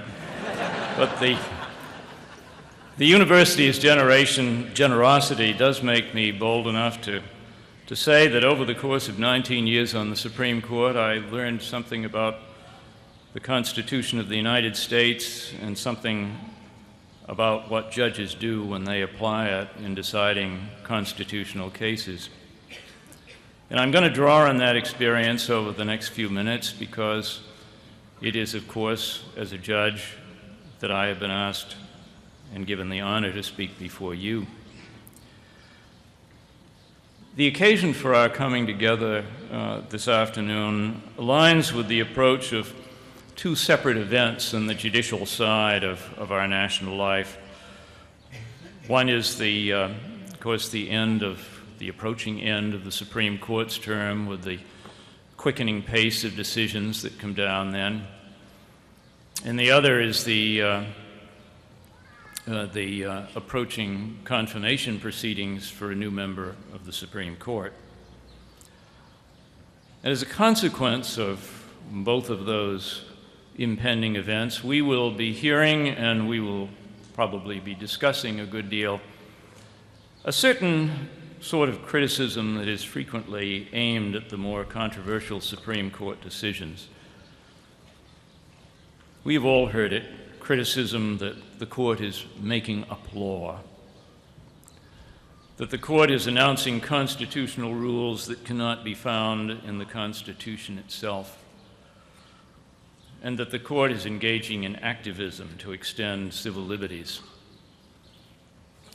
A good many of us, I'm sure a good many of us here, intuitively react that this sort of commentary tends to miss the mark, but we don't often pause to consider in any detail the conceptions of the Constitution and of constitutional judging that underlie that critical rhetoric, any more than we can stop to compare them with the notions that underlie our own intuitive reactions. And this afternoon, by way of a couple of stories and some lessons to be drawn from them, I'm going to try to make those comparisons with you.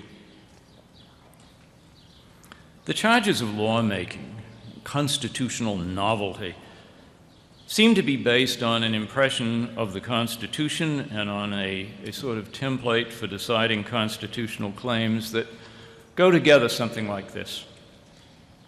A claim is made in court that the government is entitled to exercise a power or an individual is entitled to the benefit of some right, in each case set out in the terms of a particular provision of the Constitution. The claimant quotes the provision and provides evidence of facts that is said to prove the entitlement that is claimed. Once those facts have been determined, they, on their face, either do or do not support the claim. If they do, the court gives judgment for the party who asked for it, and if they don't, judgment goes to the party who contested the claim. On this view, deciding constitutional cases should be a straightforward exercise of reading fairly and viewing facts objectively. And there are, of course, some constitutional cases that would be decided just about the way this, I'll call it the fair reading model, would have it. If one of this morning's 21-year-old college graduates, for example, claimed a place on the ballot for one of the open seats in the United States Senate this fall, the claim could be disposed of simply by showing the person's age, quoting the constitutional provision that a senator must be at least 30 years old, and interpreting that requirement to forbid access to the ballot to someone who could not qualify to serve if elected.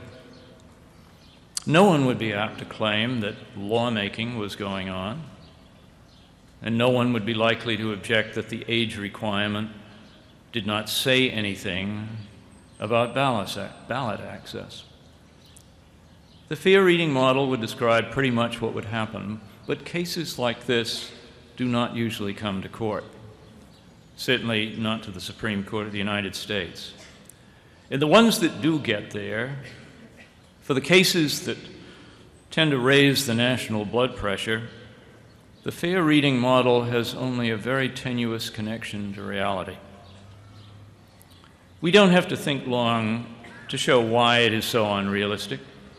The Constitution is filled with deliberately open-ended guarantees like due process and equal protection and freedom from unreasonable searches, and these provisions cannot be applied like the requirement for 30-year-old senators.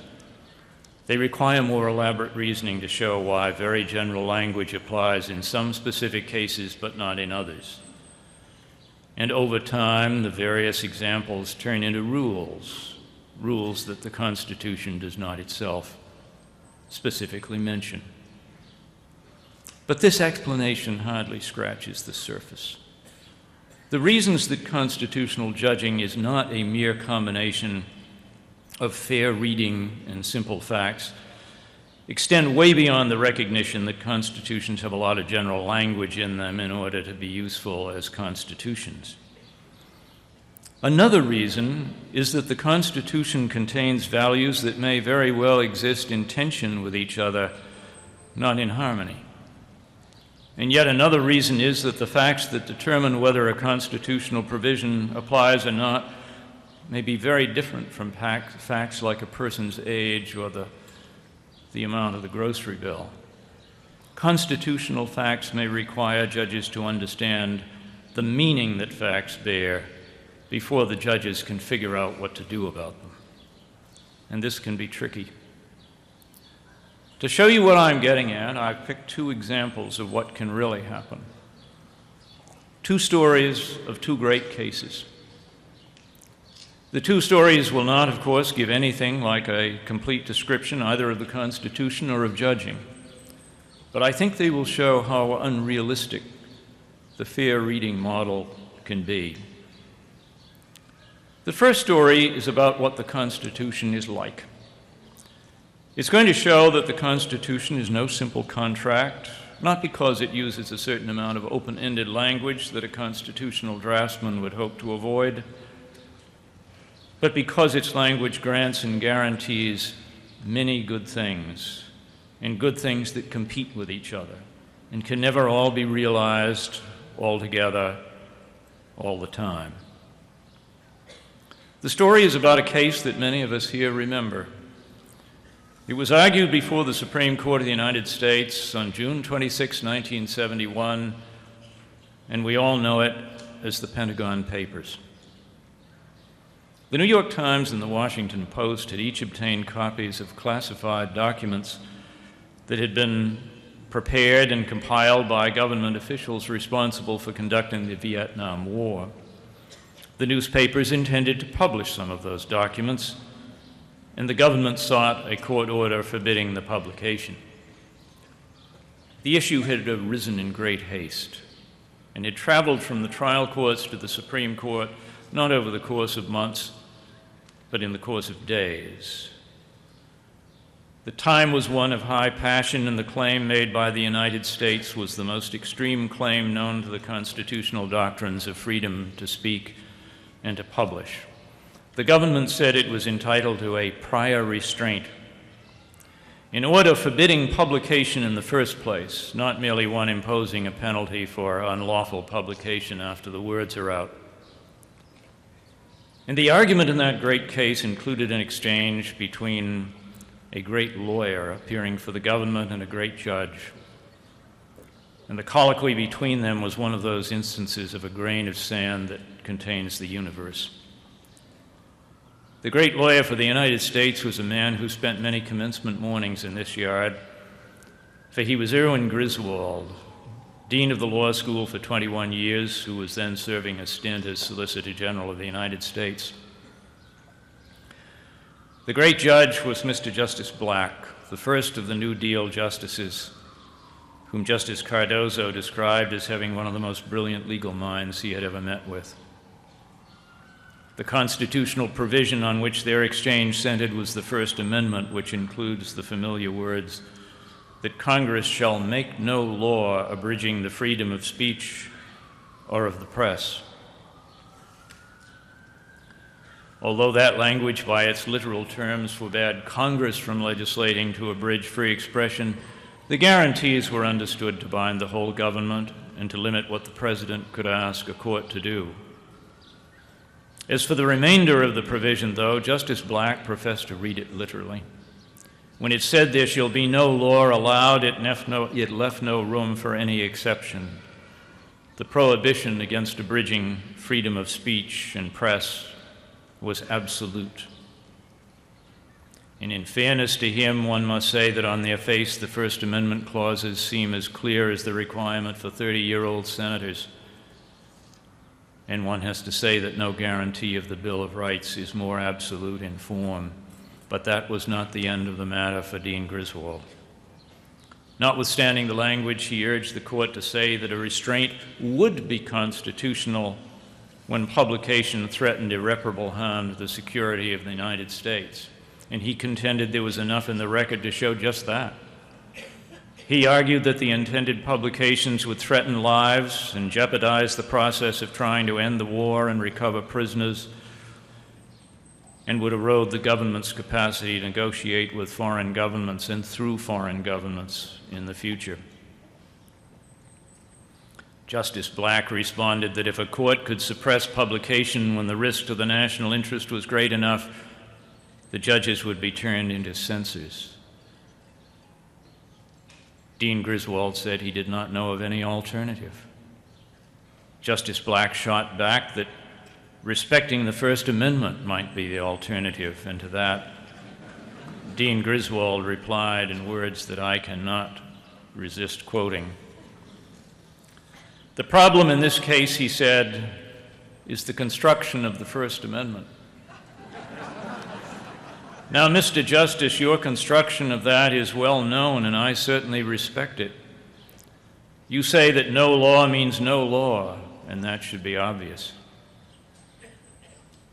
I can only say, Mr. Justice, that to me it is equally obvious that no law does not mean no law.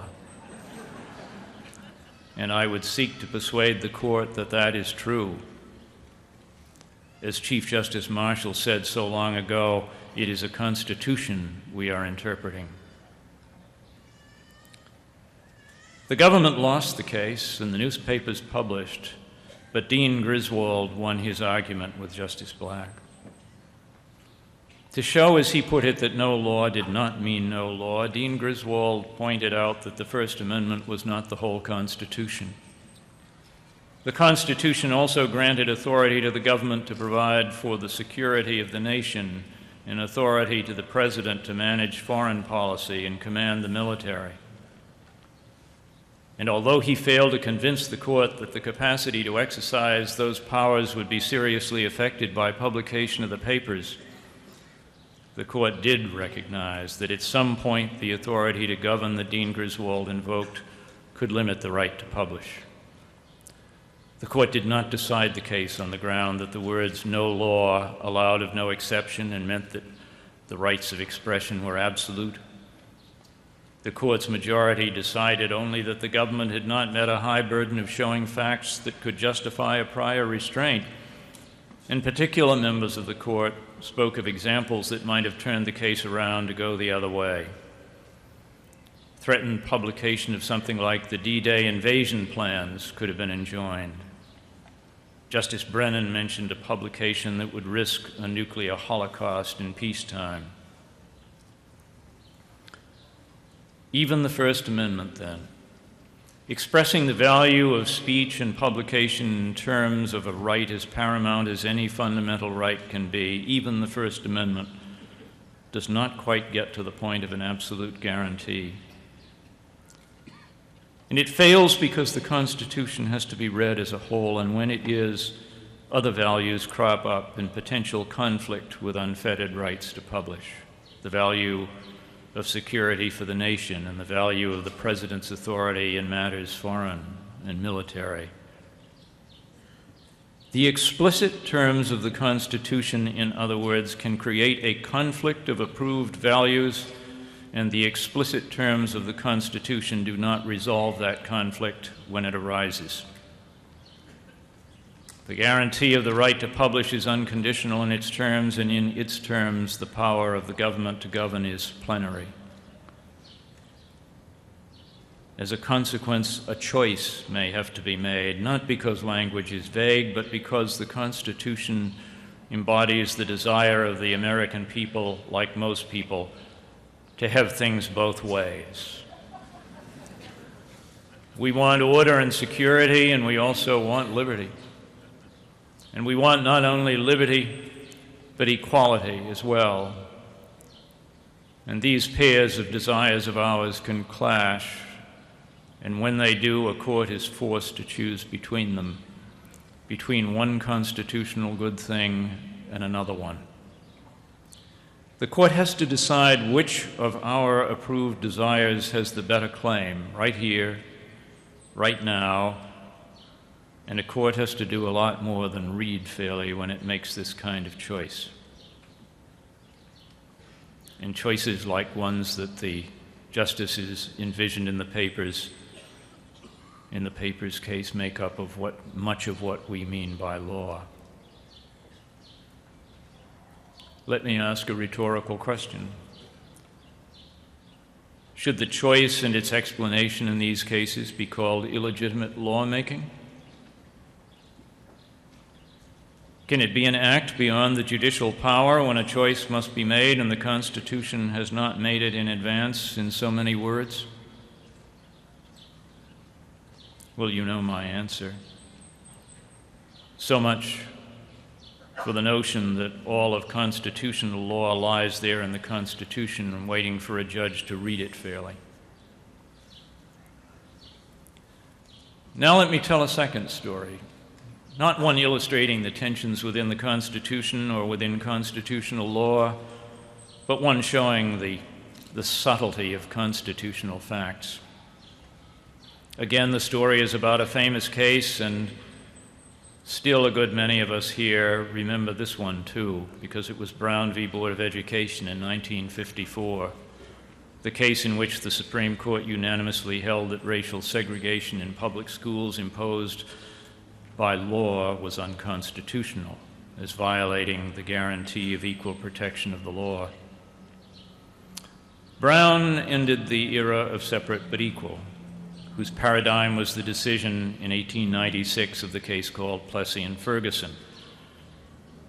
And in that case, the Supreme Court had held it was no violation of equal protection to require black people to ride in a separate railroad car that was physically equal to the car for whites.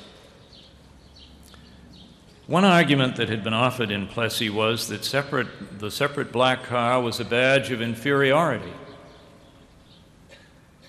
And to that, the court majority responded at the time that if black people viewed it that way, the implication was merely a product of their own minds. 60 years later, Brown held that a segregated school required for black children was inherently unequal.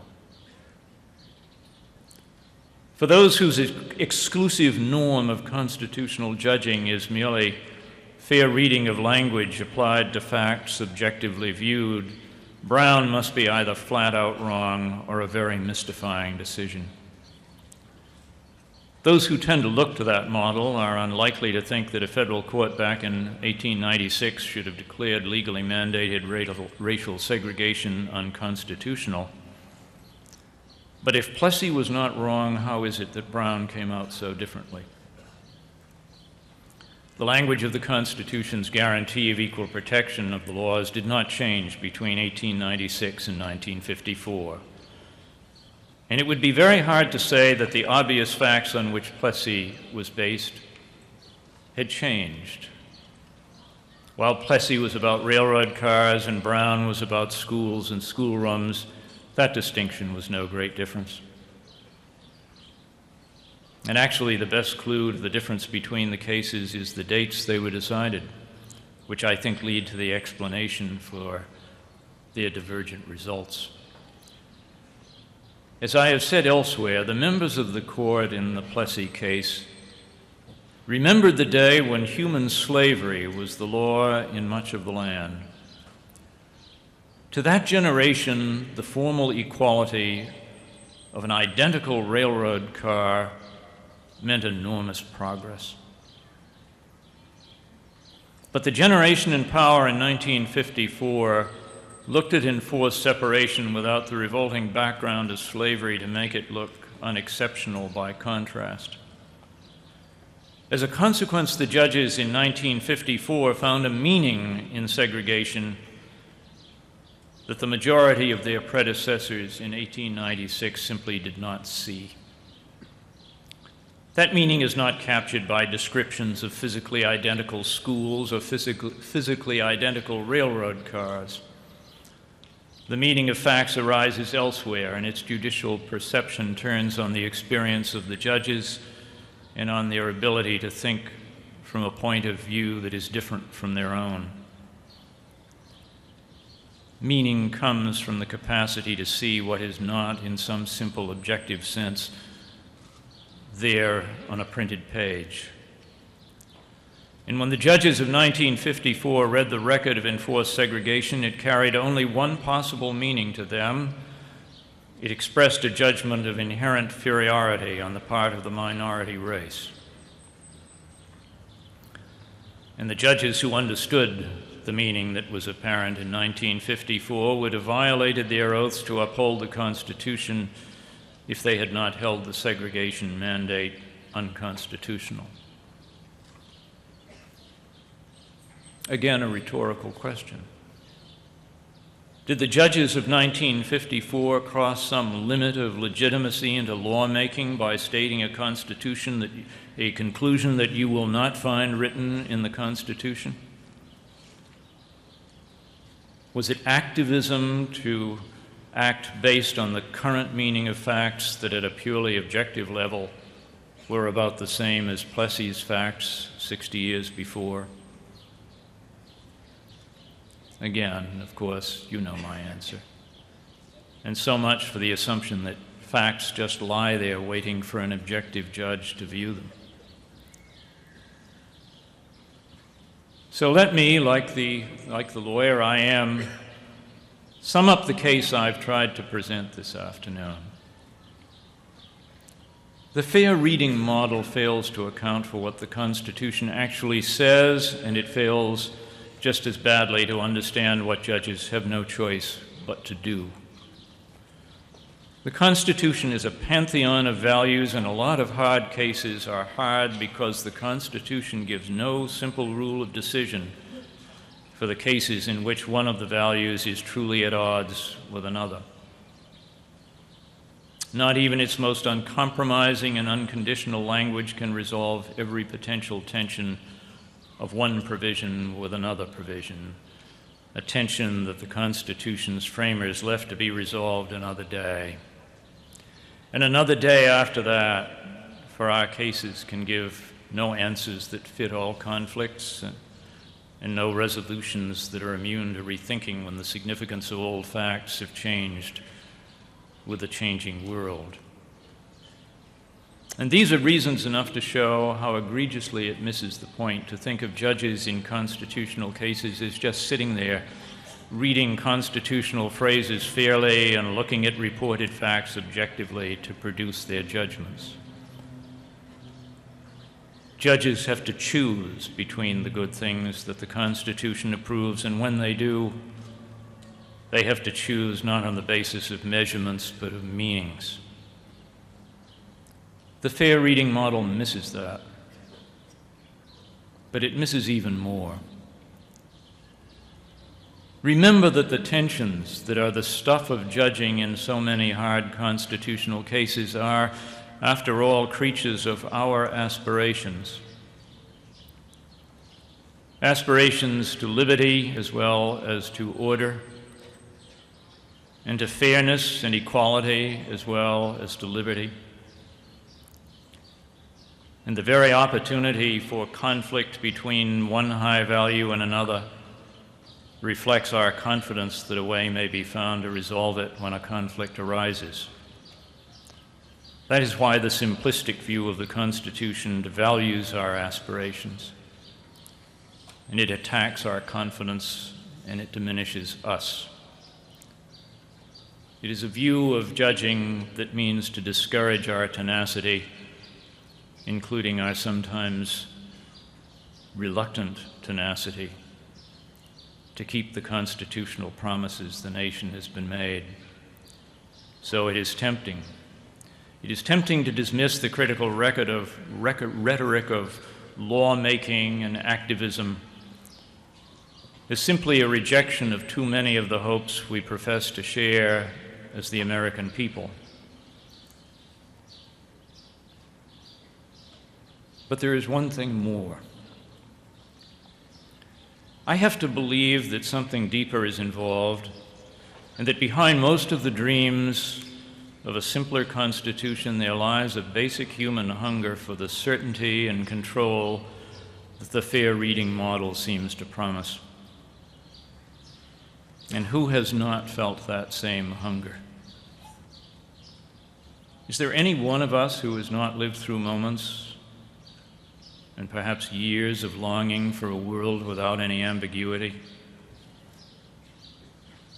For the stability of something unchangeable in human institutions?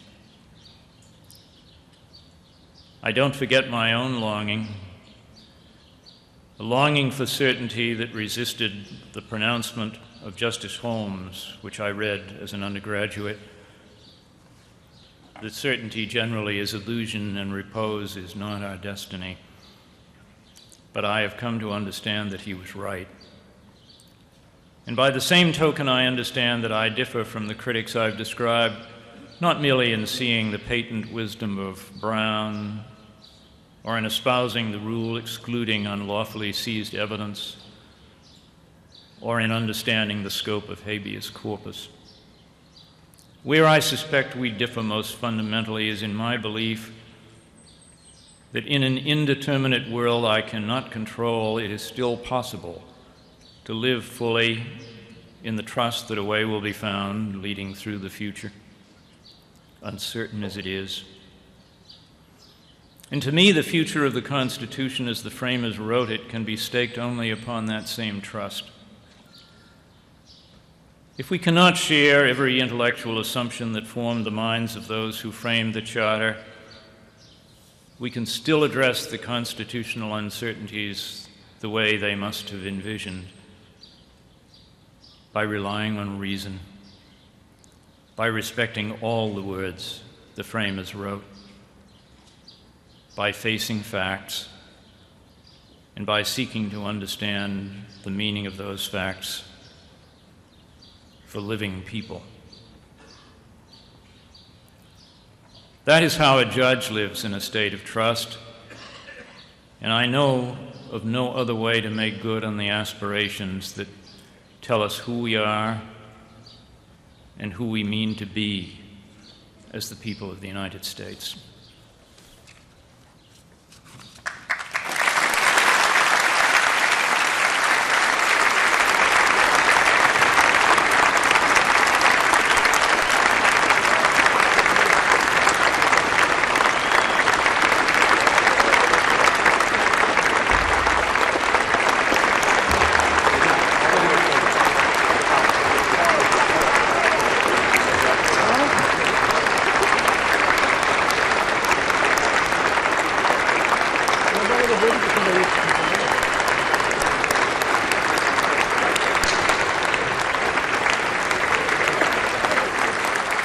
Thank you, Justice Souter.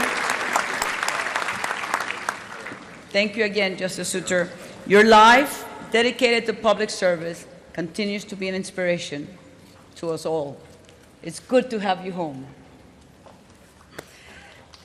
And now, please stand and join me now as we sing Fair Harvard. The words are in your program.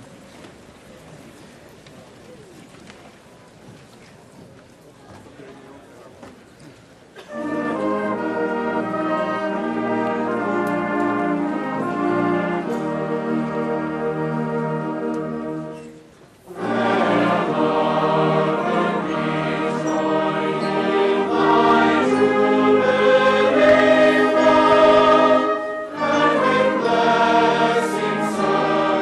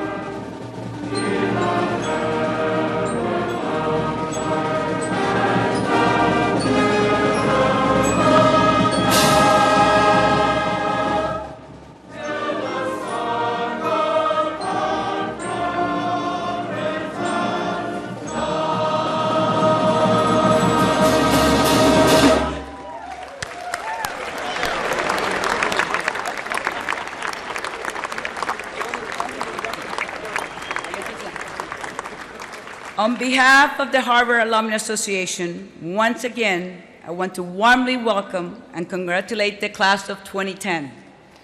I hope you will return often to Cambridge. Look around you, many of us do. We always have great weather. As a Cuban American living in Norway, believe me, that carries a lot of weight.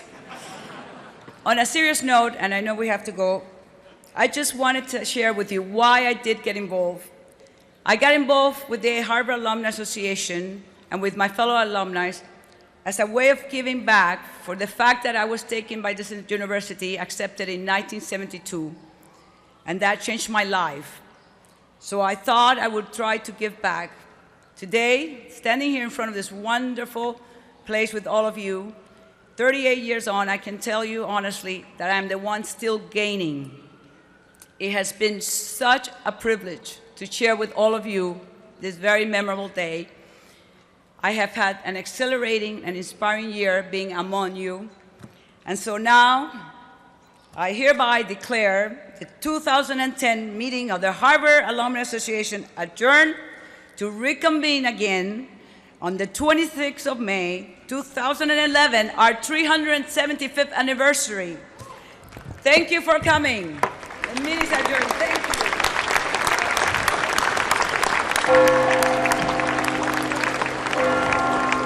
As part of our afternoon festivities this afternoon, we heard the 28th president of Harvard University, Drew Faust, talk of Harvard's duty to tend to the public good, in the words of John Cotton, the 17th century Puritan minister. She talked about the call to service for Harvard graduates, whether they serve in the military, serve in such public service programs as Teach for America, or work during their summer programs on some community service projects. Jeffrey?